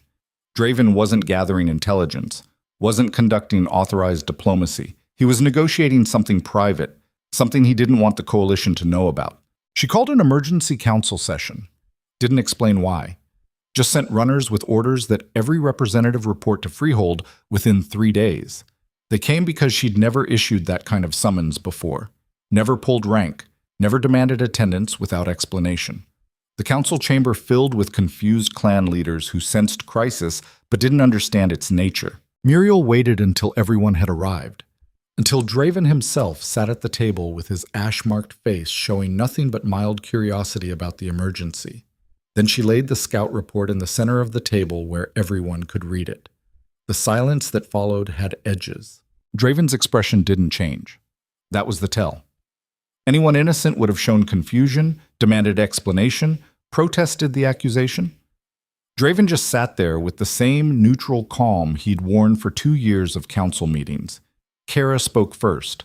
Her voice came out flat, cold, the tone she used before violence. "This true?" Draven met her eyes, made no attempt to deny it. "Yes." The single word landed like a blade. Muriel leaned forward. Her hands rested on the table, fingers spread, the calluses she'd earned hauling water and clearing fields visible in the candlelight. "Tell me what you negotiated." "Recognition. Kalen's willing to formally acknowledge Ironroot territory as autonomous. No taxes, no Virex military presence, full self-governance. In exchange for withdrawal from the coalition and cessation of anti-imperial activity. And you were planning to accept this when?" "I was planning to bring it to the council, but the offer had conditions. One of them was confidentiality during negotiations." "Bullshit." Kara's hand moved to her blade hilt. "You were planning to accept and present the council with an accomplished fact. Force us to choose between letting you go or fighting to keep you." Draven's expression finally shifted. Something defensive crept into his voice. "My people have been bleeding for this coalition. We've lost the most territory to Virex expansion, suffered the worst casualties. And for what? So we can keep fighting a war that might never end? Kalen's offering peace. Real peace. Why shouldn't I consider it? Because it's not peace." Muriel's voice cut through the rising argument. It's capitulation dressed in diplomatic language. "Kalen's not offering this because he respects Ironroot autonomy. He's offering it to break the coalition. Once you leave, he'll make the same offer to other clans. Peel us apart one treaty at a time until there's nothing left but isolated territories he can pick off whenever he wants." "You don't know that. I know him. I know how he thinks. This is exactly the strategy I told the council he'd use. Find the pressure point, make the targeted offer, split the unity that makes us dangerous." Draven stood. The motion was aggressive, challenging. Every other person at the table tensed, hands moving toward weapons, the room suddenly on the edge of violence. "Maybe that's what you want," Draven said. "Maybe you need the coalition to stay unified because without it you're just a failed queen with nowhere to go. But some of us have actual people to protect, actual communities that are tired of fighting. If Kalen's offering peace, I'm taking it. And if the coalition has a problem with that, well, that's the coalition's problem." The threat was explicit. Leave or fight me. Muriel stood to meet him. They faced each other across the council table, 2 years of building something fragile, now fracturing along lines of competing philosophies. And when she spoke, her voice carried a weight that made even Draven pause. "You're not wrong that your people have bled. They have. More than most. And I understand the appeal of peace after years of war. But here's what you're not seeing. Kalen's not offering you autonomy. He's offering you isolation. The moment you leave the coalition, you lose access to our trade networks, our mutual defense, our collective bargaining power. And when he comes for you again, because he will, you'll face him alone. No allies. No backup. Just the Ironroots against an empire that's already proven it can crush you whenever it wants. I'll take that risk. Will your people? Because that's not a decision you get to make unilaterally. This council operates by consensus. You want to pull the Ironroots out of the coalition, you bring it to a vote. You don't sneak off to secret meetings and present accomplished facts. Draven's jaw tightened. Then let's vote, right now. Does the coalition support the Ironroots accepting Kalen's offer or not? The vote itself was secondary to what it revealed. The cracks that had been forming beneath the surface, invisible until pressure exposed them. Kara voted to reject the offer. Silas voted to reject. The Thornback and Split Rock representatives voted to reject. But 3 other clans abstained. Not because they supported Draven's decision, but because they understood the appeal. Because their own people were tired, bleeding, questioning whether continued resistance was sustainable. The vote went 7-1 with 3 abstentions. The coalition officially rejected Kaelin's offer to the Ironroots. Draven looked around the table at representatives who'd just voted against his autonomy, against his people's chance at peace. "Then you've made your choice," he said quietly. "And I've made mine." He left, walked out of the council chamber without another word. By morning, Ironroot runners were spreading word through the eastern valleys. The Ironroots were withdrawing from the coalition, accepting Kaelin's offer of autonomous recognition. And just like that, the unity Muriel had spent 2 years building fractured. Not completely. The other clans held, but the abstentions hung in the air like a future threat. 3 clans who hadn't quite broken, but hadn't quite committed either. 3 potential points of failure, waiting for the right pressure. Muriel stood in the empty council chamber after everyone left and felt the full weight of what Kaelin had done. He hadn't defeated the coalition militarily. He'd defeated it politically, by offering exactly what people wanted most. Peace, autonomy, the chance to stop fighting and rebuild. And the cruelest part was that Muriel couldn't even call him wrong. Draven's people had bled more than most. They deserved peace. They'd earned it through years of resistance. But accepting Kaelin's version of peace meant abandoning the only structure that made long-term resistance possible. It meant choosing immediate survival over sustainable freedom. And Muriel understood, standing there in the candlelit chamber, surrounded by maps of territories that might not hold together much longer, that she'd been fighting the wrong war. She'd been trying to build an alternative to Empire, but Kaelin wasn't threatened by the alternative's existence. He was threatened by its success. And success required more than survival. It required demonstrating that the coalition could provide something the Empire couldn't. Not just resistance, but prosperity. Not just freedom from domination, but freedom to build. The realization came with brutal clarity. The coalition had proven it could survive Kaelin's military response. Now it had to prove it was worth preserving, and that was a much harder war to win. Kaelin received word of the Ironroot defection with something approaching satisfaction. Not because he took pleasure in the coalition's fracture, that would imply emotional investment in Muriel's project, acknowledgement that what she'd built mattered enough to celebrate its damage. No. The satisfaction was strategic, pure calculation. He'd identified the coalition's vulnerability and exploited it with precision. One offer, one clan, proof that the unity Muriel had forged was conditional, temporary, dependent on circumstances that could be manipulated. Corvain stood across the desk, reporting on the diplomatic implications. The Ironroot withdrawal has created uncertainty in the other coalition clans. Our intelligence suggests at least 3 more are considering similar arrangements. If we extend offers quickly, we could dismantle the entire structure within 6 months. Kaelin studied the map showing coalition territory in charcoal sketches that were already becoming obsolete. The Ironroots would need to be erased, their space returned to Virex control in the official cartography. Extend the offers, he said, but make them conditional, full autonomy in exchange for formal acknowledgement of Virex sovereignty. No more coalition affiliation, complete political separation from Muriel's project that will force them to choose sides publicly. That's the intention. Corvain made notes, hesitated, then spoke the question that had been circulating among advisors since the northern withdrawal. Your Majesty, what's the endgame? We dismantle the coalition clan by clan, but what about the Queen? What about her? She's still out there, still organizing resistance. Even if we peel away her support base, she remains a symbol of opposition, a rallying point for future rebellion. Kaelin set down the report he'd been reading, met Corvain's eyes with an expression that gave nothing away. Muriel Ashvane is a strategic problem that requires a strategic solution. Right now, she has legitimacy because she leads something viable. Remove the coalition's viability, and she's just a woman living in the mountains with no authority and no future. The symbolism dies when the substance disappears. And if she rebuilds, then we'll dismantle it again and again, until she runs out of people willing to follow her into struggles that accomplish nothing but their own destruction. The cold logic of it was flawless. Textbook strategy for eliminating persistent resistance. Don't fight the symbol. Fight the structure that gives the symbol meaning. Corvain departed with orders to extend autonomy offers to the wavering clans.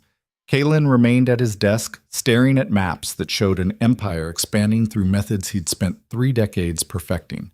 Identify weakness, exploit it, move on. It should have felt like victory. It didn't. Because somewhere beneath the strategic satisfaction, in places he'd learned to ignore through years of necessary emotional suppression, Kalen understood exactly what he was doing. He was systematically destroying the only thing Muriel had built after leaving him. Not because it threatened the Empire strategically. The Coalition barely controlled enough territory to matter economically or militarily, but because its existence proved that alternatives to his model were possible. That power could be organized through consent instead of coercion. And that proof, more than any army or rebellion, threatened the philosophical foundation of everything Kalen had created. So he was dismantling it, piece by piece, clan by clan, using the same tools that had built his empire to ensure that nothing like the Coalition could survive. The realization didn't change his strategy, but it changed something in how he understood the cost of that strategy. 3 years from now, in a treaty hall that would feel more like a battlefield, Kalen would stand across from Muriel Ashvane and finally comprehend what he'd destroyed. Not just the Coalition, but the last chance for something between them that resembled understanding instead of opposition. That realization would arrive too late. But the seeds of it were already planted, growing in the silence of a council chamber where a king sat alone with maps and orders, and the awareness that winning this war meant losing something he couldn't quite name. 2 months after the Iron Root defection, a second clan accepted Kalen's offer. The River Crows. Silas came to Muriel personally to deliver the news. The old man who'd been one of her earliest supporters, who'd voted to maintain Coalition unity, whose people had fought and bled alongside the others. He found her in Freehold's makeshift armory, inventorying weapons and supplies with the methodical focus of someone using physical labor to avoid thinking about larger problems. "We're leaving." 3 words. Muriel's hand stopped moving. She set down the blade she'd been inspecting and turned to face him. "The River Crows are accepting Virex terms?" Silas nodded. His ancient face carried resignation instead of defiance. "My people are dying, Muriel. Not from Virex attacks. From winter exposure. From disease. From living as refugees in territories that can't sustain our population. Kalen's offering us recognized territory, trade access, protection from raids. Everything we need to survive, at the cost of Coalition membership, at the cost of a war we can't win. I've watched 3 generations fight the Empire, seen entire bloodlines erased. And for what? So we can keep resisting in principle while dying in practice? I'm tired. My people are tired. If Kalen's offering peace, I'm taking it." The echo of Draven's argument was deliberate. Silas was telling her that this wasn't personal betrayal. This was practical necessity, the kind of choice leaders made when principle collided with survival. Muriel understood. That was the problem. She understood exactly why the River Crows were leaving, why any clan would leave, why the Coalition was fracturing despite having survived Kalen's military campaign. Because survival wasn't enough. People needed to believe that what they were building was worth more than what they were sacrificing. And right now, the Coalition offered resistance without prosperity, struggle without security, unity without tangible benefit. Kalen was offering the opposite. Peace at the cost of submission, security at the cost of autonomy, immediate relief at the cost of long-term freedom. And when people were tired enough, bleeding enough, desperate enough, immediate relief won every time. "I won't fight you on this," Muriel said quietly. "The Coalition operates by consent. If the River Crows choose to leave, that's your right." Silas's expression softened. Something like grief flickered behind his eyes. "I wanted to believe in what you were building. I still do. But I can't ask my people to keep dying for a future that might never come." "I know. For what it's worth, you were right. About everything. Kalen's model is broken. The Empire can't sustain itself through domination alone.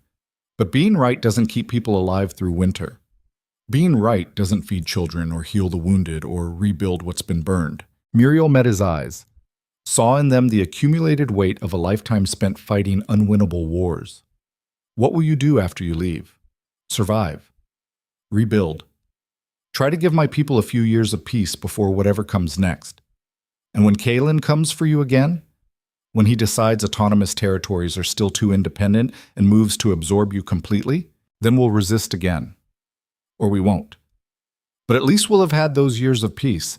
At least we'll have given our children a chance to grow up outside of war. The logic was unassailable. The choice was heartbreaking. And Muriel had no counter-argument that didn't sound like asking people to martyr themselves for abstract principles. So she watched Silas leave. Watched the River Crows withdraw from the coalition over the following week. Watched 2 more clans abstain from the next council vote, their silence screaming that they were reconsidering membership. By the end of the 3rd month, the coalition had lost 3 clans, and the loyalty of 2 more was uncertain. Kalen's strategy was working. He wasn't destroying the coalition through military force. He was starving it of necessity, making membership pointless. Offering a path of lesser resistance that grew more appealing every day, the coalition failed to demonstrate value beyond symbolic opposition. And Muriel, standing in a nearly empty council chamber with representatives from the clans that remained, finally understood the full scope of the war she was losing. She'd thought the battle was about survival. It wasn't. It was about worth. About proving that what they'd built together justified the cost of building it. And right now, in the frozen territories with people exhausted from years of conflict, that proof didn't exist.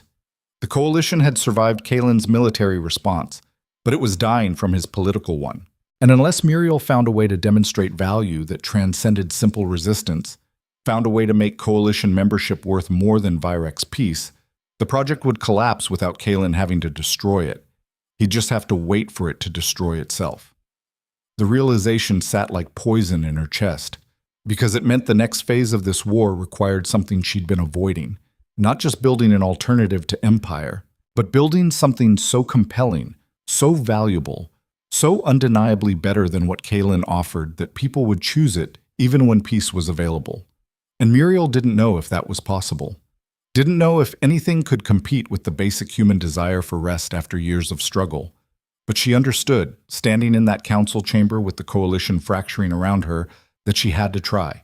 Because the alternative was watching everything she'd built collapse into nothing. Watching Kalen win not through strength, but through patience.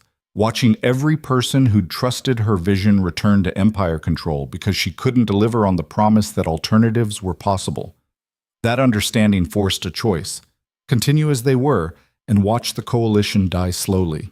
Or change everything about how they operated and gamble on a strategy so audacious it might either save them or destroy them completely. Muriel looked at the remaining clan representatives, at Kara with her scarred face, at the Thornback warriors who'd been with her from the beginning, at the Split Rock leaders who'd voted to stay despite the pressure to leave.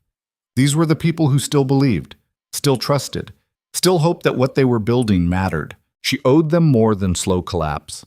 She owed them a real chance. Even if that chance required transforming herself into something she'd spent 3 years trying not to become. A queen. Not Kalen's queen. Not decoration in a frozen empire. But a sovereign in her own right. Someone who could command loyalty not just through shared struggle but through demonstrated leadership. Through the kind of authority that inspired rather than coerced. The thought made her want to vomit. Because it meant becoming what she'd fled. Becoming a single point of concentrated power in a structure designed to distribute that power. But the coalition was dying from distributed weakness. And if centralized strength was what it took to survive, then Muriel would have to swallow her principles and become the thing she'd been running from. The irony was brutal. To save the alternative to empire, she'd have to build a throne. The transformation didn't happen overnight. Muriel spent 3 weeks in isolation after the River Crow defection, holed up in a stone shelter on Freehold's northern edge, where the wind cut through gaps in the masonry, and winter reminded you that survival was never guaranteed. She needed that cold. Needed the physical discomfort to match the mental restructuring happening behind her eyes. Because what she was planning required becoming someone she'd sworn never to be. Kara found her on the 22nd day. Didn't knock. Just pushed through the door with the directness of someone who'd earned the right to interrupt. The council's asking when you're coming back. Muriel looked up from the maps she'd been studying. Her eyes had the hollowed-out quality of someone who'd been sleeping 3 hours a night and thinking the other 21. Tell them 3 days. And what happens in 3 days? I stop pretending distributed power works when people are too tired to maintain it. I stop pretending the coalition can survive as a loose alliance of equals. I stop pretending that what we need right now is consensus instead of direction. Kara pulled up a chair, sat without invitation. The pattern they'd developed over 3 years of building something together. You're talking about centralizing authority. I'm talking about giving people something worth staying for. Right now, the coalition offers struggle without reward. Kaylin offers peace without freedom. We need a third option, something that provides security and autonomy. And that requires coordination that goes beyond council votes and clan independence. So you're building a throne. Muriel met her eyes.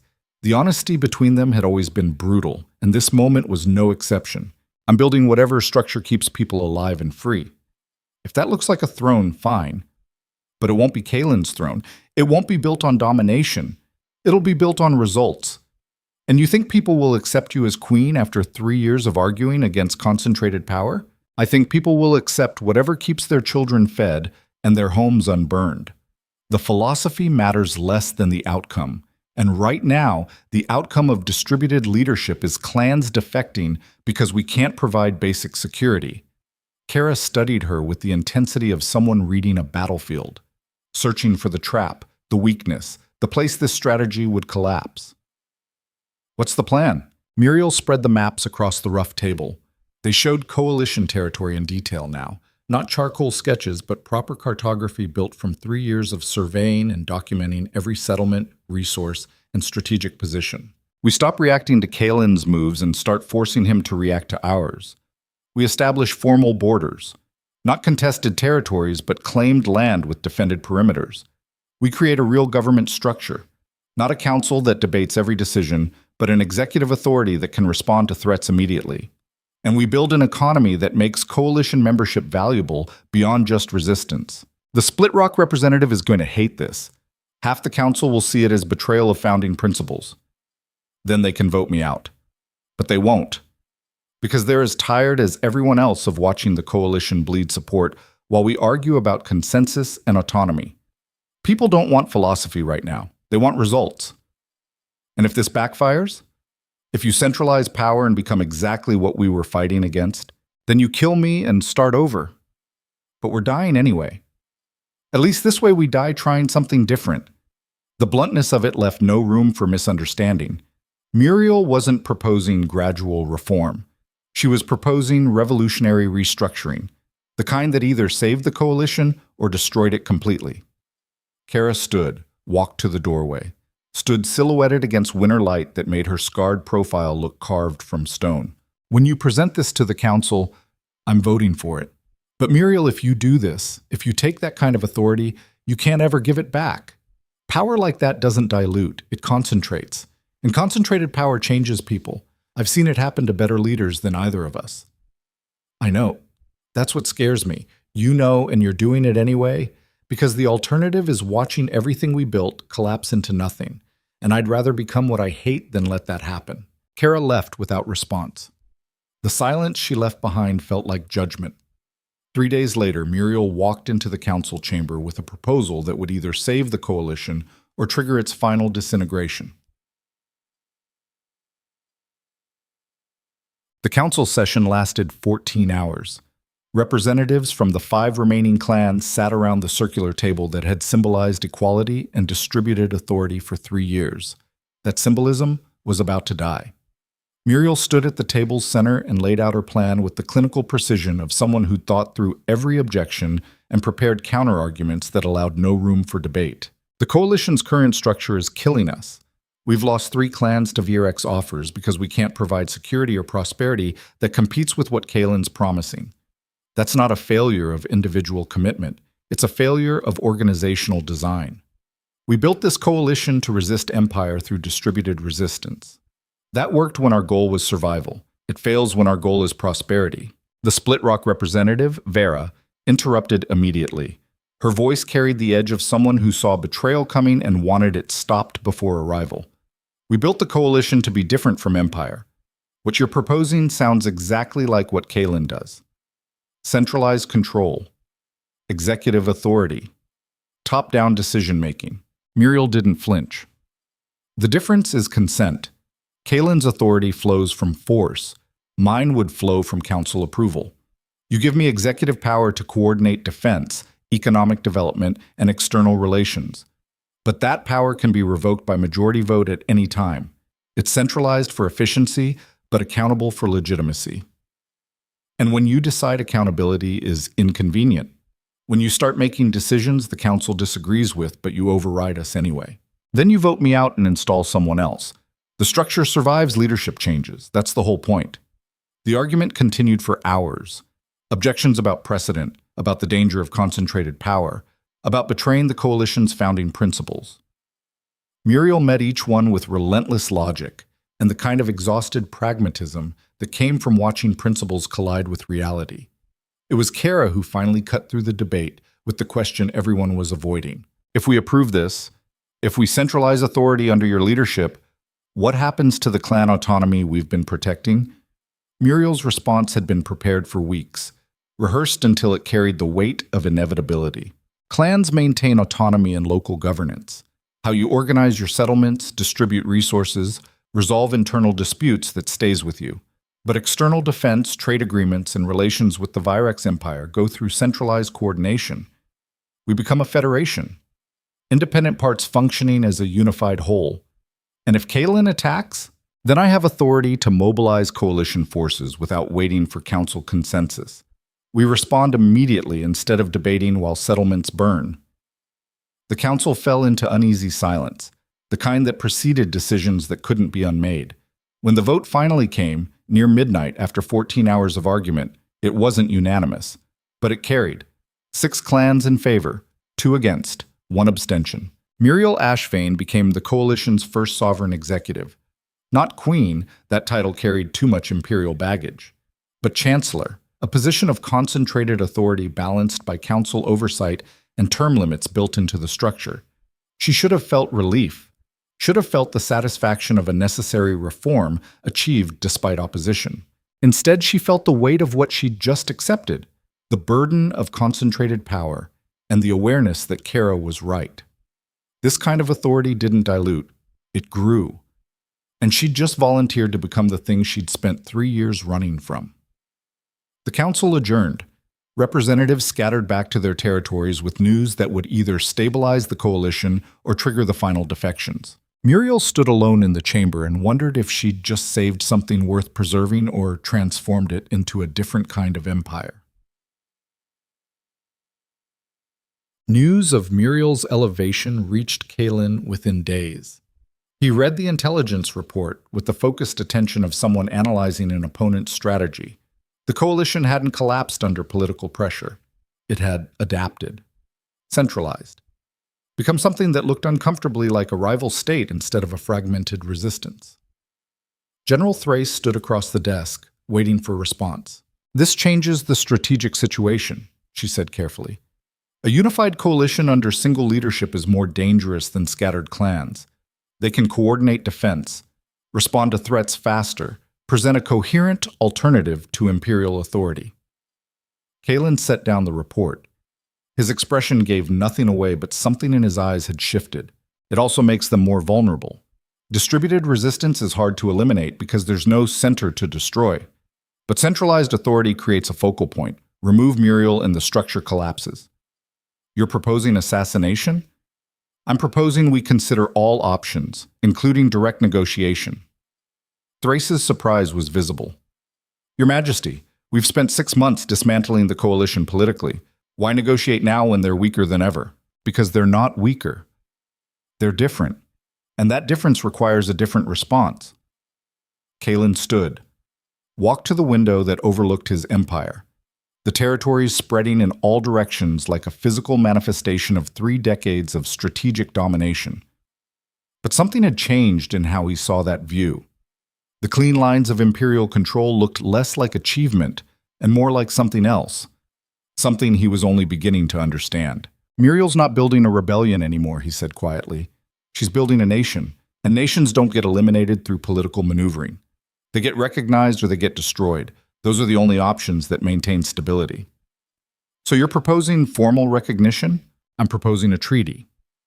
Formal borders between Virex and coalition territory. Mutual non-aggression, trade agreements that benefit both sides. Everything that transforms a military threat into a diplomatic relationship. Thrace processed this. The shift in strategy was radical enough to require careful navigation. The court will see it as weakness, as surrendering to a rebellious queen who walked away from your authority. The court will see what I tell them to see. And what I'll tell them is that expanding empire into territories that resist costs more than the territories are worth. That formal recognition of coalition sovereignty in exchange for cessation of anti-imperial activity is a better outcome than indefinite guerrilla warfare. And what will you tell yourself? The question was too personal for an advisor to ask a king. Thrace knew it. Asked anyway because she'd served Kaelin long enough to recognize when strategy covered something deeper. Kaelin turned from the window, met her eyes with an expression that carried 3 years of suppressed recognition. I'll tell myself that maybe there's more than one way to organize power, that maybe Muriel's model isn't a threat to eliminate, but an alternative to coexist with. That maybe the empire is strong enough to allow other forms of governance to exist without seeing them as challenges to imperial authority. The admission cost him. Thrace could see it in the tension around his eyes, the way his jaw tightened against words he'd spent decades refusing to speak. But it was true. Kaelin had spent 3 years trying to eliminate the coalition through military and political pressure. And in that time, Muriel had transformed scattered resistance into something that looked uncomfortably like everything he'd told himself couldn't exist. A system based on consent instead of coercion, on distributed authority instead of concentrated control, on building instead of conquering. And it had survived. Not easily, not without cost, but it had survived Kaelin's best efforts to destroy it. That survival demanded recognition. Not because Kaelin had suddenly developed philosophical appreciation for alternative governance models, but because continuing to fight a war he couldn't win wasted resources and legitimacy the empire couldn't afford to spend. The pragmatism of it was perfect. The personal implications were more complicated. Draft the treaty proposal, he told Thrace. Formal recognition of coalition sovereignty in the contested territories. Mutual non-aggression, regulated border crossings, everything needed to transform hostile relationship into diplomatic coexistence. And if the Queen refuses, then we'll know where we stand. But I don't think she will. She's smart enough to recognize an exit ramp when she sees one. Thrace departed with orders that would reshape the entire strategic situation. Kaelin remained at his window, staring at an empire that suddenly felt less absolute than it had 3 years ago. He was about to offer recognition to the woman who'd walked away from being his queen, the woman who'd proven that his model of power had limits, the woman who'd forced him to question every philosophical assumption he'd spent a lifetime defending. And part of him, the part he'd been suppressing since the night he found her side of the bed empty, understood that this treaty wasn't about the coalition. It was about admitting that Muriel had been right, that there were forms of power he'd never learned to recognize, that domination wasn't the only currency that mattered. The admission should have felt like defeat. It felt like something else, something that might have been growth if Kaelin allowed himself to process it. He didn't. He returned to his desk and began drafting personal correspondence to accompany the formal treaty proposal. Words he'd never written before. Words that acknowledged error without quite apologizing for it. Words that represented the closest thing to vulnerability Kaelin Virex had allowed himself in 3 decades of rule. The treaty proposal arrived at Freehold 3 weeks later. Muriel read it alone in her quarters, a stone room she'd claimed as office space when the council voted her into executive authority. The parchment was formal, detailed, exactly what you'd expect from imperial bureaucracy translating political reality into legal language. Formal recognition of coalition sovereignty over the contested territories. Mutual non-aggression pact, regulated trade and border crossing, everything needed to transform war into diplomatic relationship. It should have felt like victory. It felt like trap. Because Muriel had spent 3 years learning how Kaelin thought, and this offer, coming after months of political pressure designed to dismantle the coalition, represented either genuine strategic shift or elaborate setup. The question was which. She called emergency council session. Every remaining clan representative reported within 2 days. They gathered around the circular table that had symbolized equality, even after Muriel's elevation had complicated that symbolism. She laid the treaty proposal in the center where everyone could read it, Kaelin's offering recognition. The council chamber erupted, not in celebration but in suspicious confusion, exactly mirroring Muriel's initial reaction. It was Kara who voiced the core question. Why now? 6 months ago he was burning our settlements. 3 months ago he was peeling away our clans with autonomy offers. Why offer formal recognition when his strategy was working? Because it stopped working, Muriel replied. The centralization changed the strategic situation, made us harder to dismantle politically. Kaelin's smart enough to recognize when a strategy's failing and pivot to different approach. So this is legitimate? I don't know. That's why we're discussing it. The debate continued for hours. Arguments about whether the treaty represented genuine peace or elaborate deception, whether accepting it validated everything the coalition had built or represented surrender disguised as diplomacy. Vera, of the Split Rock tribe, leaned forward, her scarred lip pulling into something that wasn't quite a smile. What does your gut tell you? You know him better than anyone here. Is this real or is this bait? Muriel considered the question with the honesty it deserved, because gut instinct in this case wasn't separate from strategic analysis. It was informed by 3 years of marriage to a man she'd thought she understood and had slowly realized she'd never known at all. I think it's real. I think Kaelin's concluded that eliminating the coalition costs more than coexisting with it. That formal recognition serves imperial interests better than indefinite conflict. But I also think accepting this treaty means abandoning any goal beyond what we've already claimed. The contested territories become our borders. We don't expand. Don't challenge Virec's authority beyond what's recognized in the agreement. And you're okay with that? I'm okay with survival. With building something sustainable instead of heroic. With proving that alternatives to empire can exist without requiring the empire's destruction. The council voted on whether to accept Kaelin's proposal or reject it and continue resistance. The vote was closer than Muriel expected. 4 in favor, 3 against, 2 abstentions. Coalition would accept the treaty, would formalize the peace that had been building since Kaelin's withdrawal from the contested territories, would transform from resistance movement into recognized nation. The decision should have felt like culmination, like the end point of 3 years of struggle and sacrifice and building something from nothing. Instead, it felt like beginning, because Muriel understood that accepting this treaty meant facing Kaelin again, not through intermediaries, not through military proxy, but directly, in whatever diplomatic setting the treaty required. And she hadn't seen him in 3 years, hadn't stood in the same room with the man whose bed she'd abandoned, whose empire she'd defied, whose philosophical assumptions about power she'd spent 3 years proving wrong. The thought of that confrontation made her want to run, made her want to reject the treaty and continue resistance, because at least resistance was clear, clean, uncomplicated by history and emotion and the weight of everything they'd been to each other before they became enemies. But running was what she'd done 3 years ago. This time she'd stand. This time she'd face him as equal sovereign instead of abandoned queen. And whatever happened in that confrontation would determine whether the peace they were building was genuine or just intermission before the next phase of conflict. The treaty hall was neutral territory, a fortress on the border between Virex and coalition lands, built centuries ago by some forgotten kingdom and now serving as diplomatic ground where sovereigns could meet without either side claiming territorial advantage. Muriel arrived with minimal escort, just Kara and 2 Thornback warriors, enough to demonstrate sovereignty without appearing militaristic.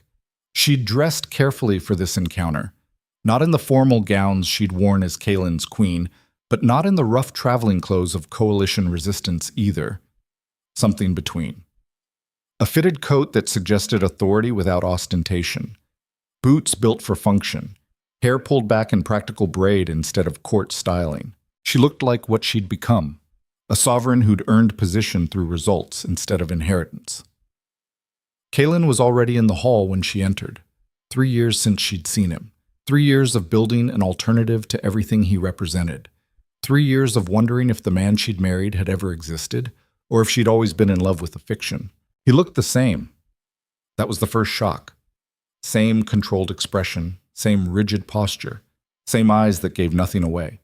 As if 3 years of conflict and challenge and forced recognition of alternative power models had left no mark on the surface. But Muriel had spent 3 years learning to read what people didn't say, and she saw the changes beneath Kalen's perfect control, the tightness around his eyes, the way his hands stayed carefully neutral instead of resting in positions of dominance, the micro-hesitation before he spoke. He was nervous.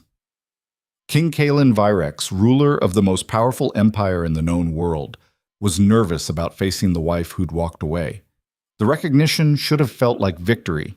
It felt like grief, because it meant some part of him had changed, had recognized that she wasn't decoration to be dismissed, but force to be reckoned with.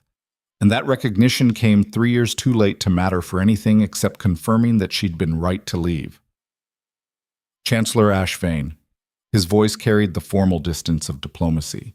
No warmth, no acknowledgement of history, just the tone you'd use addressing any foreign sovereign. Muriel matched it, King Virex. They sat across from each other at a table built for negotiations. The treaty documents lay between them like battlefield. For several minutes, neither spoke, just studied each other with the intensity of opponents searching for weakness or warriors acknowledging worthy adversary. It was Kalen who broke the silence. "You've built something remarkable." The admission cost him. Muriel could see it in the way his jaw tightened, in the way his fingers pressed flat against the table. "So have you," she replied. "An empire that's lasted 3 decades isn't accidental. It's also not sustainable. Not the way I've been running it." The statement hung between them, more honest than anything he'd said during their marriage, more vulnerable than she'd thought him capable of. "What changed?" she asked. "You did. You built something I told myself couldn't exist, and it survived everything I threw at it. That's not ignorable. So this treaty is what? Acknowledgement of failure?" Kalen's expression shifted, something that might have been a smile if he still remembered how. Acknowledgement of reality. The coalition exists, it's stable. It provides governance that people choose over imperial authority. Fighting that indefinitely wastes resources neither of us can afford.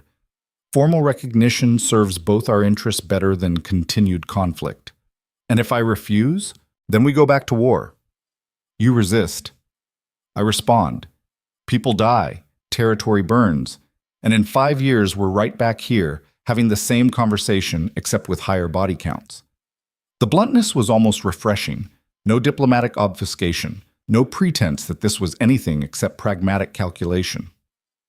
Muriel studied the treaty documents, read through provisions she'd already memorized, searched for the trap she was certain existed somewhere in the formal language. She found none. Because maybe there was no trap. Maybe this was exactly what it appeared to be. Strategic recognition that coexistence served both sovereigns better than elimination attempts. The realization should have simplified the decision.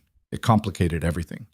Because accepting this treaty meant acknowledging that she and Kalen had reached equilibrium, that neither could destroy the other, that they'd become permanent fixtures in each other's reality, whether they wanted that or not.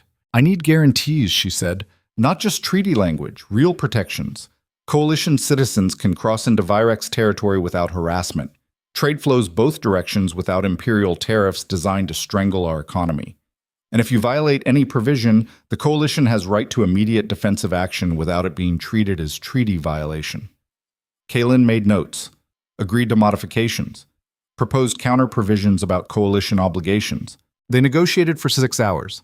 Not as enemies, not quite as allies, but as sovereigns hammering out terms that would govern relationship for decades to come. And somewhere in that process, something shifted. Not reconciliation. Too much history, too much damage, too much fundamental disagreement about how power should be organized. But recognition. Kalen seeing Muriel not as decoration who'd fled, but as sovereign who'd built something worthy of respect. Muriel seeing Kalen not as tyrant to be opposed, but as ruler operating from different philosophy that had its own internal logic, even when she disagreed with every conclusion. The treaty got signed near midnight, both sovereigns adding their names to documents that would transform contested territories into recognized borders. That would turn 3 years of conflict into diplomatic relationship. Kara stood witness for the coalition, General Thrace for the Empire. The documents would be copied, distributed, enforced through mechanisms both sides had agreed to. It should have felt like ending. It felt like pause. Because treaties didn't erase history, didn't heal wounds, didn't resolve fundamental questions about whether Muriel had been right to leave or Kalen had been justified in his response. They just created framework for coexistence, despite irresolution. As the witnesses departed to file the documents, Muriel and Kalen stood alone in the treaty hall. The formal business complete. The diplomatic relationship established. Nothing left except the personal wreckage neither had addressed. It was Muriel who spoke first. Her voice carried 3 years of distance and the weight of everything they'd never said. Did you ever wonder if things could have been different? Kalen's mask cracked. Just for a moment. Just long enough for her to see something that might have been regret. Every day. Then why didn't you? Because I didn't know how. His voice came out rough, raw, stripped of the control that usually governed every word. I built an empire on certainty, on knowing exactly how to respond to every challenge. And you were the first thing I encountered that didn't fit the pattern. That required something I didn't have language for. And now I understand what I lost. Now I recognize that power through domination is incomplete. But that understanding came too late to matter for anything except this treaty. The honesty in his voice made her chest tight, because this was the conversation they should have had 3 years ago, before she left, before the coalition, before everything transformed into conflict and opposition. But they were having it now, in a treaty hall, as sovereigns instead of spouses, with too much history and too little hope for anything except professional coexistence. I loved you, Muriel said quietly, before I understood what you were, before I realized that the man I married didn't exist outside the version I'd constructed in my head. I loved someone who was never real. I know, and I hated you for making me believe in something that wasn't there. I know that too. The silence between them felt like mourning, for marriage that had never been what either thought, for possibilities that had died before either recognized they existed, for versions of themselves that might have built something together if they'd started from different places. But they hadn't, and no treaty could resurrect what had been lost in the years between. Muriel turned to leave, stopped at the doorway, looked back at Kalen standing alone in the hall they'd just transformed from battlefield to diplomatic ground. The coalition will honor this treaty, will maintain our borders, trade fairly, coexist as neighboring sovereigns. But Kalen, if you ever mistake coexistence for submission, if you ever think this treaty makes the coalition subject to imperial authority, you'll discover exactly how far I'm willing to go to protect what we've built. I wouldn't expect anything less. She left, walked out into winter night where Kara waited with horses and the long ride back to Freehold. Behind her, in the treaty hall, Kalen stood alone with documents that formalized peace and the growing understanding that he'd won nothing except the chance to coexist with the woman who'd forced him to question everything. The empire remained. The coalition remained. Two models of power existing in proximity, neither able to destroy the other, both shaped permanently by the conflict that had defined them. And somewhere in the frozen territories between them, in the space where empire met resistance and transformed into uneasy peace, the real war was just beginning. Not the war of armies and conquest, but the war of competing philosophies fighting for validation through results. The war that would determine which model of power ultimately proved more sustainable, more just, more worthy of the loyalty it claimed. That war would take decades. And standing in the treaty hall with documents still warm from signatures, Kalen Virex understood for the first time that he might lose it. Not through military defeat, but through the slow erosion of legitimacy as people compared what the empire provided against what the coalition offered and made their own choices about which future they wanted. The thought should have terrified him. Instead, it felt like the first honest reckoning he'd had with reality in 3 decades of rule. Outside, Muriel rode north toward territories she'd fought 3 years to build and defend. Toward the coalition that had survived everything Kalen threw at it. Toward a future that was hers to shape without requiring anyone's permission. The treaty formalized peace, but peace was just framework. What came next would determine whether she'd truly escaped empire or just created a different version of the same structure under coalition name. That question haunted her as Freehold's lights appeared on the horizon. haunted her as she crossed into territory she'd claimed and defended and transformed into something worthy of the name nation. Haunted her as she realized that the hardest battles weren't against external enemies, but against the internal compromises required to maintain the power she'd accepted. The coalition had survived. Now it had to prove it deserved to. And that war, the war of governance and results and demonstrating value beyond resistance, was just beginning. The first year of peace was harder than the war that preceded it. Muriel discovered this truth in the months following the treaty signing.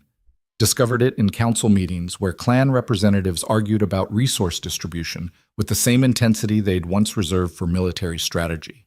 Discovered it in the endless administrative decisions required to transform resistance movement into functioning government. Discovered it in the weight of authority she'd centralized and now couldn't distribute without triggering the same fractures that had nearly destroyed the coalition. Governing was harder than fighting. That was the lesson nobody talked about in stories of rebellion and resistance. Fighting had clear objectives, enemy territories, strategic targets, win conditions that could be measured in territory held or battles won. But governing required solving problems that had no clean solutions. Required choosing between competing goods instead of obvious evils. Required disappointing people who'd fought beside you because resources were finite and needs were infinite. And it required doing all of that while maintaining the philosophical differences that justified the coalition's existence as alternative to empire. Muriel sat in her office 6 months after the treaty signing, reviewing reports that showed mixed progress. Agricultural production up in some territories, down in others. Trade with Virex-controlled areas flowing but complicated by tariff disputes the treaty hadn't fully resolved.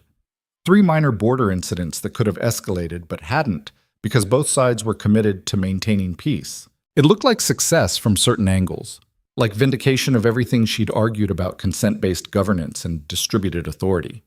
From other angles, it looked like barely managed chaos held together by Muriel's personal authority and the exhaustion of people too tired to fight anymore. Kara entered without knocking. The pattern they'd established over 4 years of building something together. "We have a problem." Muriel looked up from reports she'd been staring at without reading. "What kind of problem?" "The kind where 2 Thornback settlements are accusing each other of theft and demanding coalition arbitration. The kind where I don't know what authority we actually have to resolve internal clan disputes, or whether getting involved makes us exactly the kind of overreaching government we swore we wouldn't become." The problem was perfect microcosm. The coalition had been designed to resist external threats. Nobody had thought through mechanisms for internal conflict resolution beyond vague principles about local autonomy and collective decision-making. Tell them to resolve it through their own clan structures. They tried. Both sides rejected the clan elders' ruling and are demanding higher authority review it. Then tell them we don't have higher authority, that the coalition doesn't override clan governance. They'll interpret that as us abandoning them, as proof that coalition membership doesn't provide actual security, just philosophical posturing. Muriel closed her eyes, pressed fingers against temples where tension had been building for months. This was the trap. Every decision either expanded coalition authority into areas that violated founding principles or demonstrated coalition impotence in areas that required coordination. There was no middle ground, no clean answer, just competing values that required choosing which betrayal was acceptable. "What would you do?" she asked. Kara considered, honest enough to think through the question instead of offering platitudes. "I'd arbitrate. I'd explain to both settlements that we're making an exception because they requested it, that this doesn't establish precedent for coalition override of clan authority, and then I'd make the most fair ruling I could and enforce it with the understanding that some people will hate the outcome regardless of how just it is." Muriel opened her eyes. "That's not a real answer. That's hoping the contradiction doesn't matter if we're sincere enough about it. It's the only answer that keeps the coalition functional. Perfect philosophical consistency is a luxury we can't afford right now. Maybe in 10 years when we've established real institutions and precedents. But right now we're building the bridge while walking across it. Some compromises are necessary." The pragmatism was unassailable. The implications were terrifying, because if they started making exceptions now, started allowing practical necessity to override philosophical principle, where did that stop? When did the coalition become just another government making the same claims about necessary compromise that Kalen used to justify imperial control? The question haunted Muriel through the arbitration she ended up conducting. Through the ruling she made that satisfied neither settlement but prevented escalation into violence. Through the months that followed, when similar conflicts arose and required similar interventions. She was building something. But what she was building looked less like the alternative to empire she'd imagined and more like empire in different clothing. The realization sat like poison in her chest. The crisis came 18 months after the treaty signing. One of the border settlements, a farming community called Greystone that sat exactly on the line between Coalition and Virex territory, sent petition to both governments. They wanted to switch allegiance, move from Coalition authority to imperial control. Not because of military threat, not because of coercion, but because Virex governance provided better trade access, more consistent security, and clearer legal structures than the Coalition's still developing institutions. Muriel read the petition in her office while winter wind rattled shutters and reminded her that 4 years after walking away from empire, she was facing the exact challenge she'd feared most. People choosing Kalen's model over hers, not because they were forced, but because his system worked better for their needs. The Coalition Council met in emergency session. Every clan representative crowded into the chamber that had witnessed 4 years of arguments and compromises and gradual transformation from resistance to governance. Kara laid out the situation with brutal honesty. Greystone wants to leave. They've followed proper procedures, submitted formal petition, given us 30 days to respond. The question is whether we let them go or whether we fight to keep them. We can't let them go, one of the Thornback representatives said. His voice carried desperation instead of conviction. If we allow one settlement to defect, others will follow. The Coalition will fracture exactly like it almost did when the Iron Roots left. So you're proposing we force them to stay? That we become exactly what we've been arguing against? Muriel's voice cut through the rising argument. We built the Coalition on consent, on the principle that governance requires choosing to participate. You can't claim that philosophy and then refuse to honor it when the choice goes against you. Then what do you propose? We just watch while settlements defect to Virex control one by one until there's nothing left? I propose we ask ourselves why they're leaving. What are we failing to provide that makes imperial control more appealing than coalition membership? The question forced uncomfortable reckoning, because the answers were obvious once you looked honestly. The coalition was still developing institutions, still figuring out basic questions about authority and jurisdiction and conflict resolution. Still operating partly on philosophy and partly on Muriel's personal authority, holding together contradictions that hadn't been resolved. Kalen's empire offered clarity, established systems, predictable governance that had been refined over 3 decades of rule. It also offered subjugation and control. But if you were a farmer worried about trade access and legal protection, subjugation might look like acceptable cost for stability. The council debated for 8 hours. Arguments about precedent and philosophy and practical implications. Whether allowing Greystone to leave validated coalition principles about consent or demonstrated coalition weakness. The vote, when it finally came, was closer than any decision since Muriel's elevation to chancellor. 5 votes to let Greystone go. 4 votes to refuse the petition and maintain coalition authority. Greystone would be allowed to switch allegiance. The decision felt like defeat, even though it was philosophically correct. Felt like watching everything Muriel had built start to unravel because she'd been so focused on resisting empire that she'd failed to build something compelling enough to compete with it. She drafted the formal response that night, carefully worded acknowledgement that Greystone's petition had been approved, that coalition authority would withdraw from the settlement effective immediately, that they wished the community well under Virex governance. The words tasted like ash. Kara found her in her office near midnight, staring at the signed document that would be delivered to Greystone in the morning. This isn't failure. Muriel looked up. Her eyes carried exhaustion that went beyond physical tiredness. Feels like failure. Failure would be forcing them to stay, becoming tyrants in the name of preserving alternatives to tyranny. This is integrity. Painful integrity, but still integrity. Integrity doesn't build nations. Results do. And right now our results are settlements choosing empire over us. Kara sat.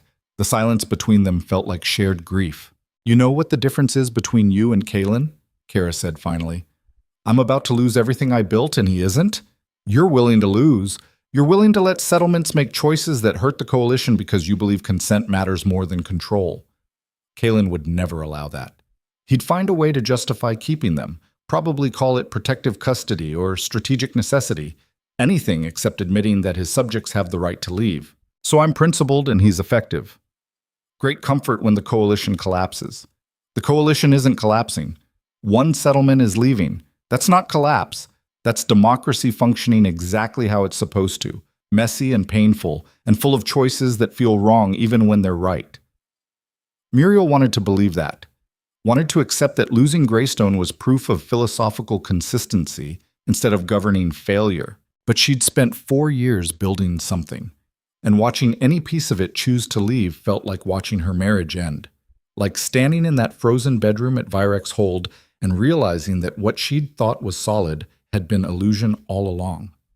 The parallel wasn't lost on her. She'd left Kalen because his model of power required submission. Now she was maintaining that same principle even when it meant losing people to the very system she'd fled. The integrity of it was perfect. The cost was brutal, and Muriel understood, sitting in her office with signed documents and the weight of 4 years of struggle, that this was what leadership actually meant. Not grand strategies or military victories or philosophical vindication, but small losses accepted in service of larger principles. Disappointments absorbed so the structure could maintain consistency. Personal pain endured so the system could prove it meant what it claimed. It was harder than anything she'd done during the war, and nobody would ever know, because the visible part of leadership was decisions and results. The invisible part was the cost of making those decisions and living with those results even when they hurt. Greystone left the coalition the following month. 2 other settlements submitted similar petitions over the next year. The coalition approved both, and somehow, against every expectation, the structure held. Not because losing settlements demonstrated strength, but because honoring consent even when it hurt demonstrated that the coalition's principles weren't just rhetoric, that the difference between empire and alternative was real instead of cosmetic. Word spread. Slowly. Quietly. But it spread. That the coalition actually meant what it said about governance requiring choice, that you could leave if it wasn't working for you. That authority came from sustained consent instead of captured submission. And paradoxically, that honesty made coalition membership more valuable instead of less. Because people understood that staying meant something, that their presence was choice instead of compulsion. The settlements that remained became more invested, more engaged, more willing to weather difficulties because they'd actively chosen to be part of something instead of being trapped in it. It took 3 years to see those effects. 3 years of Muriel wondering if she'd made catastrophic mistake. 3 years of watching the coalition shrink in some areas and consolidate in others. 3 years of learning that building something sustainable required accepting that growth wasn't linear and success didn't look like constant expansion. But the structure held, and in holding, it proved something Kalen's empire never could. That consent-based governance was possible. Not perfect, not easy, but possible. The second meeting happened 5 years after the treaty signing, not in Neutral Fortress this time, in Freehold itself. Muriel had invited Kalen to tour coalition territory, see what she'd built, witness the alternative to empire functioning in reality instead of theory. She'd expected him to refuse. Kalen Virex didn't tour territories he didn't control, didn't expose himself to potential security threats, didn't acknowledge other sovereigns as equals worth visiting. He accepted within a week, came north with minimal escort, just General Thrace and 2 personal guards, the kind of vulnerability that communicated trust or desperation depending on how you read it. Muriel met him at Freehold's gates, 5 years since the treaty hall. 5 years of building and struggling and learning that governance was war by different means. He looked older. That was the first thing she noticed. The control was still there, the rigid posture, the expression that gave nothing away. But something in his eyes had shifted, softened maybe, or just worn down by the weight of 3 decades ruling an empire that was discovering its own limitations. Chancellor Ashvane, King Virex. The formality was reflex, protection against history neither had processed. Muriel led him through Freehold streets, showed him the market where coalition territories traded goods without imperial tariffs, the council chamber where representatives argued policy, The housing constructed from local materials using techniques that prioritize community input over architectural efficiency. It wasn't impressive by Virex standards. No grand architecture, no monuments to power, no visible displays of wealth or military might. But it was alive in ways empire territories weren't. People arguing in the streets about resource distribution, children playing games that ignored factional boundaries, traders negotiating prices with the understanding that both parties had actual choice in whether to participate. Kalen watched it all with the intensity of someone studying enemy fortifications, searching for weakness, for the place this system would collapse. Hours passed. The tour continued. Muriel showed him everything, the failures as well as successes, the settlements that had left, the conflicts that had required painful arbitration, the 1,000 small compromises that kept the coalition functional without betraying its core principles. By evening, they stood on Freehold's northern wall, looking out at territories that had been contested 5 years ago and were now recognized coalition land. The silence between them felt different than it had in the treaty hall, less hostile, more contemplative, the quiet of opponents who'd fought to stand still and were now trying to understand what that meant. It was Kalen who spoke first. His voice carried something that might have been respect if he still remembered how to express it. You were right. About what specifically? I've been right about a lot of things. The faint humor in her voice surprised him. Surprised her too. Some wounds had healed enough to allow jokes. About power. About consent mattering more than control. About there being alternatives to empire that could survive without requiring empire's destruction. Muriel turned to face him. Studied the man she'd married 7 years ago and walked away from 5 years after that.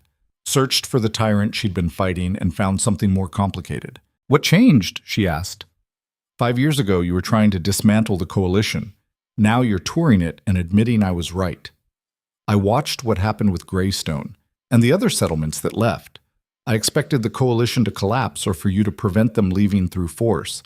When you did neither, when you honored consent even though it hurt you, I started questioning assumptions I'd built an empire on, such as whether power through domination is the only form that works, whether empire is actually stronger than alternatives or just better at projecting the illusion of strength, whether the control I've spent 3 decades perfecting is achievement or just elaborate form of weakness. The admission was stunning, not because of what it revealed about the coalition, but because of what it revealed about Kylan, about the possibility that even the most rigid philosophies could bend under sustained pressure from reality. Muriel didn't gloat, didn't claim vindication, just accepted the statement with the gravity it deserved. And now, she asked, what comes next?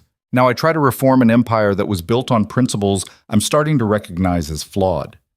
Try to introduce consent into systems designed around compulsion. Try to prove that empire can evolve without collapsing. That's going to be harder than building something new. You'll be fighting 3 decades of precedent and every advisor who thinks reform is weakness. I know.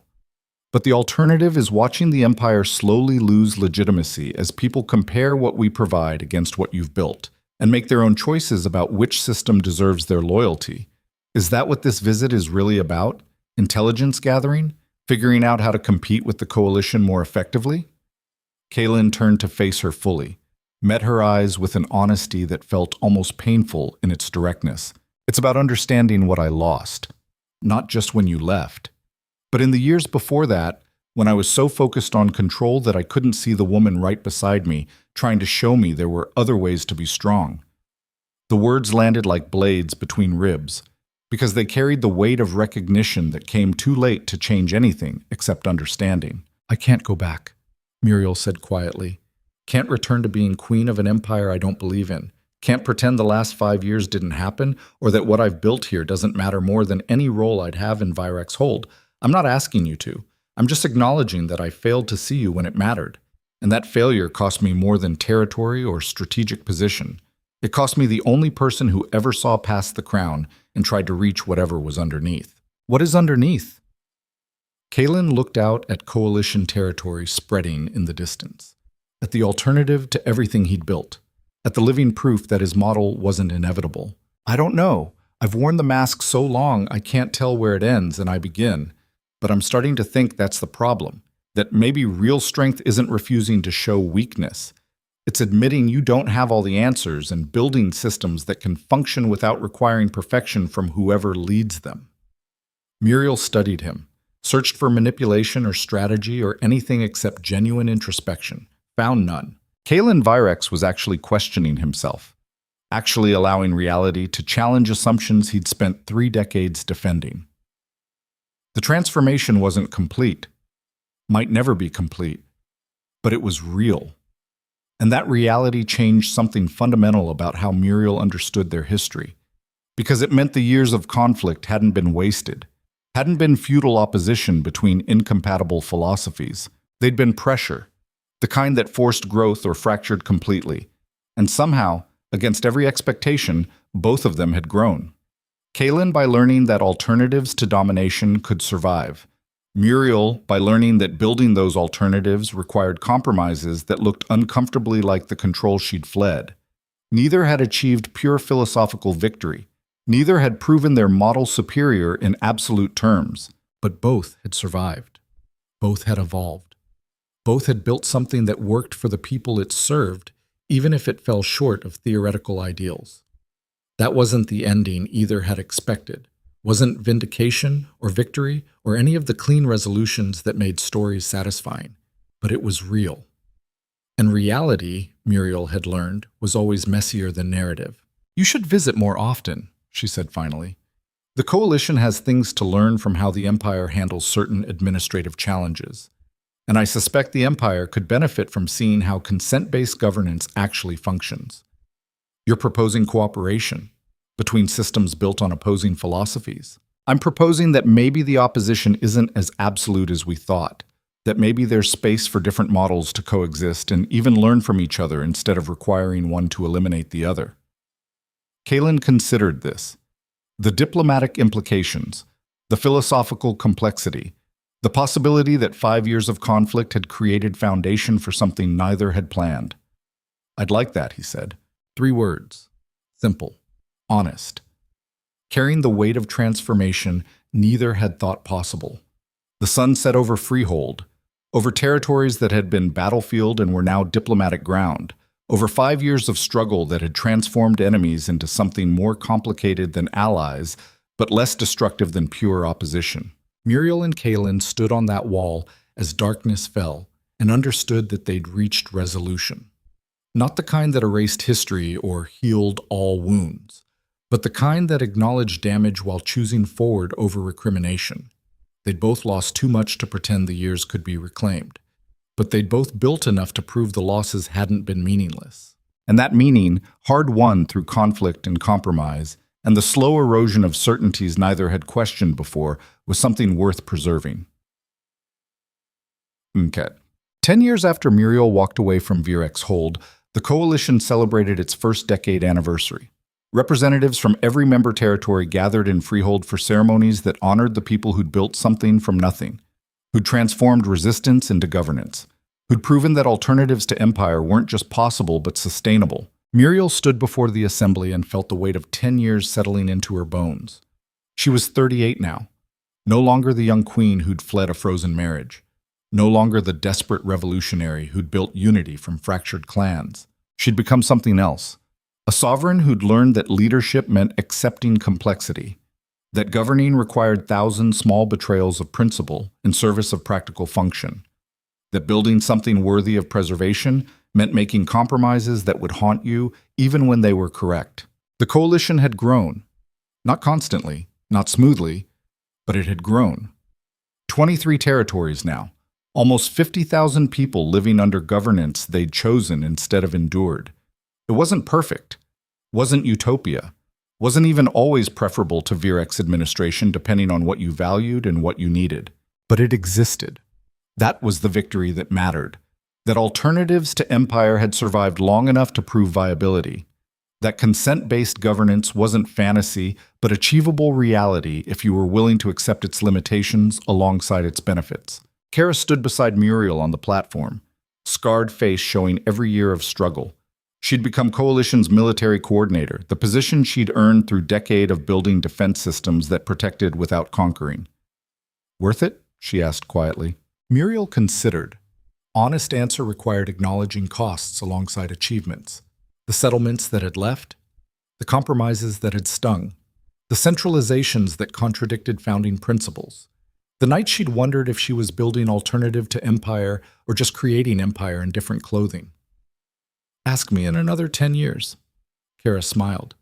That's not an answer. It's the only answer I have. Building something that lasts means accepting that you won't see the full results in your lifetime. That the real test isn't whether it survives 10 years, but whether it survives transition to different leadership. Whether the structure holds when I'm gone. Planning on going somewhere? Eventually.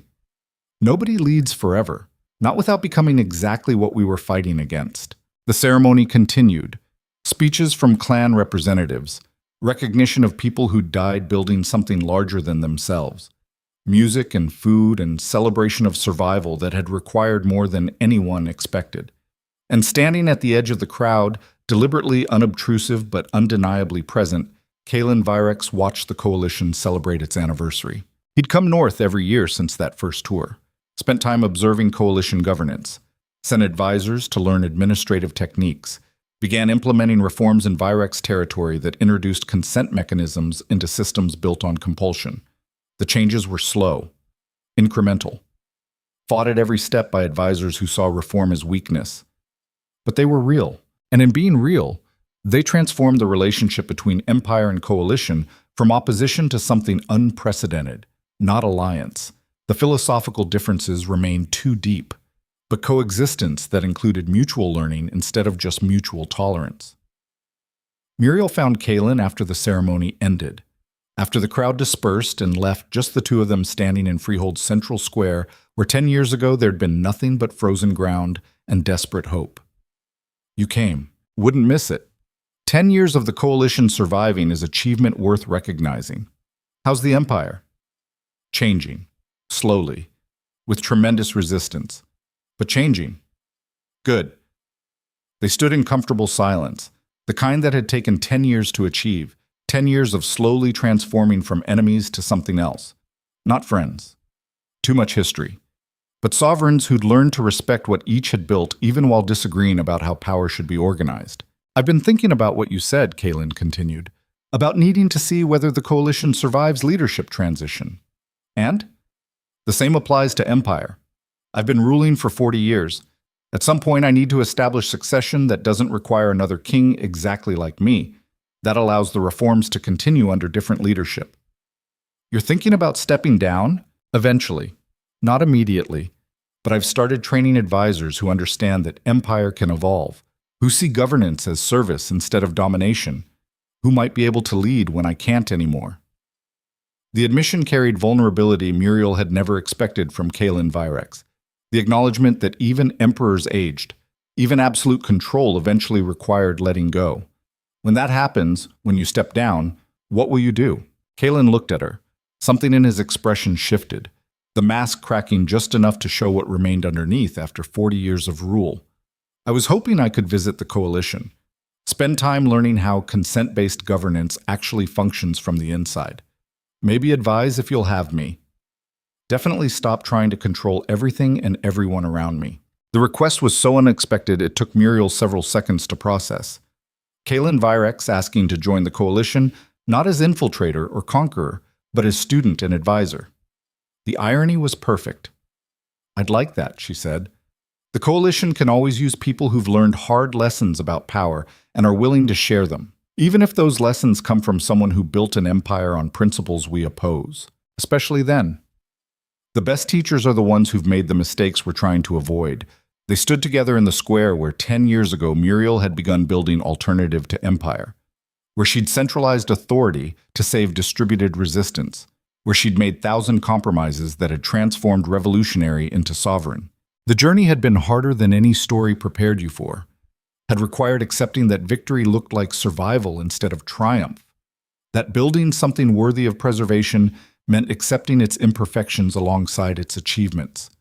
But standing there with Kalen, watching coalition territory spread into darkness, Muriel understood that she'd succeeded in the only way that mattered. She'd proven alternatives were possible, not perfect, not utopian, but real and sustainable and worthy of the people who'd chosen to build them. That was enough. More than enough. It was everything. The night settled over Freehold, over coalition territory that had been contested and was now recognized, over the space between Empire and Alternative where two models of power had learned to coexist instead of requiring mutual destruction. Muriel Ashvane, former Queen of the Virex Empire and current Chancellor of the Northern Coalition, stood under stars that cared nothing for human governance and felt something she hadn't allowed herself in 10 years. Peace. Not the absence of conflict. The coalition still faced challenges, still struggled with internal contradictions and external pressures, still required constant work to maintain. But peace in the deeper sense, the understanding that she'd built something that mattered, that the years of struggle had produced results worth the cost, that leaving Kaelin and the Empire hadn't been running away, but running towards something better. Beside her, Kaelin Vierex stood with his own form of peace. The understanding that his empire would survive him because he'd finally learned to build systems that didn't require his constant control. That reform was possible even in structures built on domination, that acknowledging error was strength instead of weakness. Neither had achieved the future they'd imagined when they married 10 years ago. Both had achieved something better, something real, something that honored who they'd become instead of clinging to who they'd been. And in that acceptance lived the truest victory either would ever claim, the kind that couldn't be measured in territory or treaties, the kind that existed in transformed understanding and hard-won wisdom, the kind that proved growth was always possible if you were brave enough to let reality challenge your certainties. Muriel turned from the square, walked back toward her quarters where reports waited and tomorrow's problems demanded attention. Kaelin departed for Virex Hold at dawn, returned to an empire he was slowly learning to govern differently. And the world continued turning, indifferent to human drama, unconcerned with questions of power and consent and the cost of building alternatives. But in the space between empire and coalition, in the territories where two models of governance coexisted and learned from each other, something unprecedented had been achieved.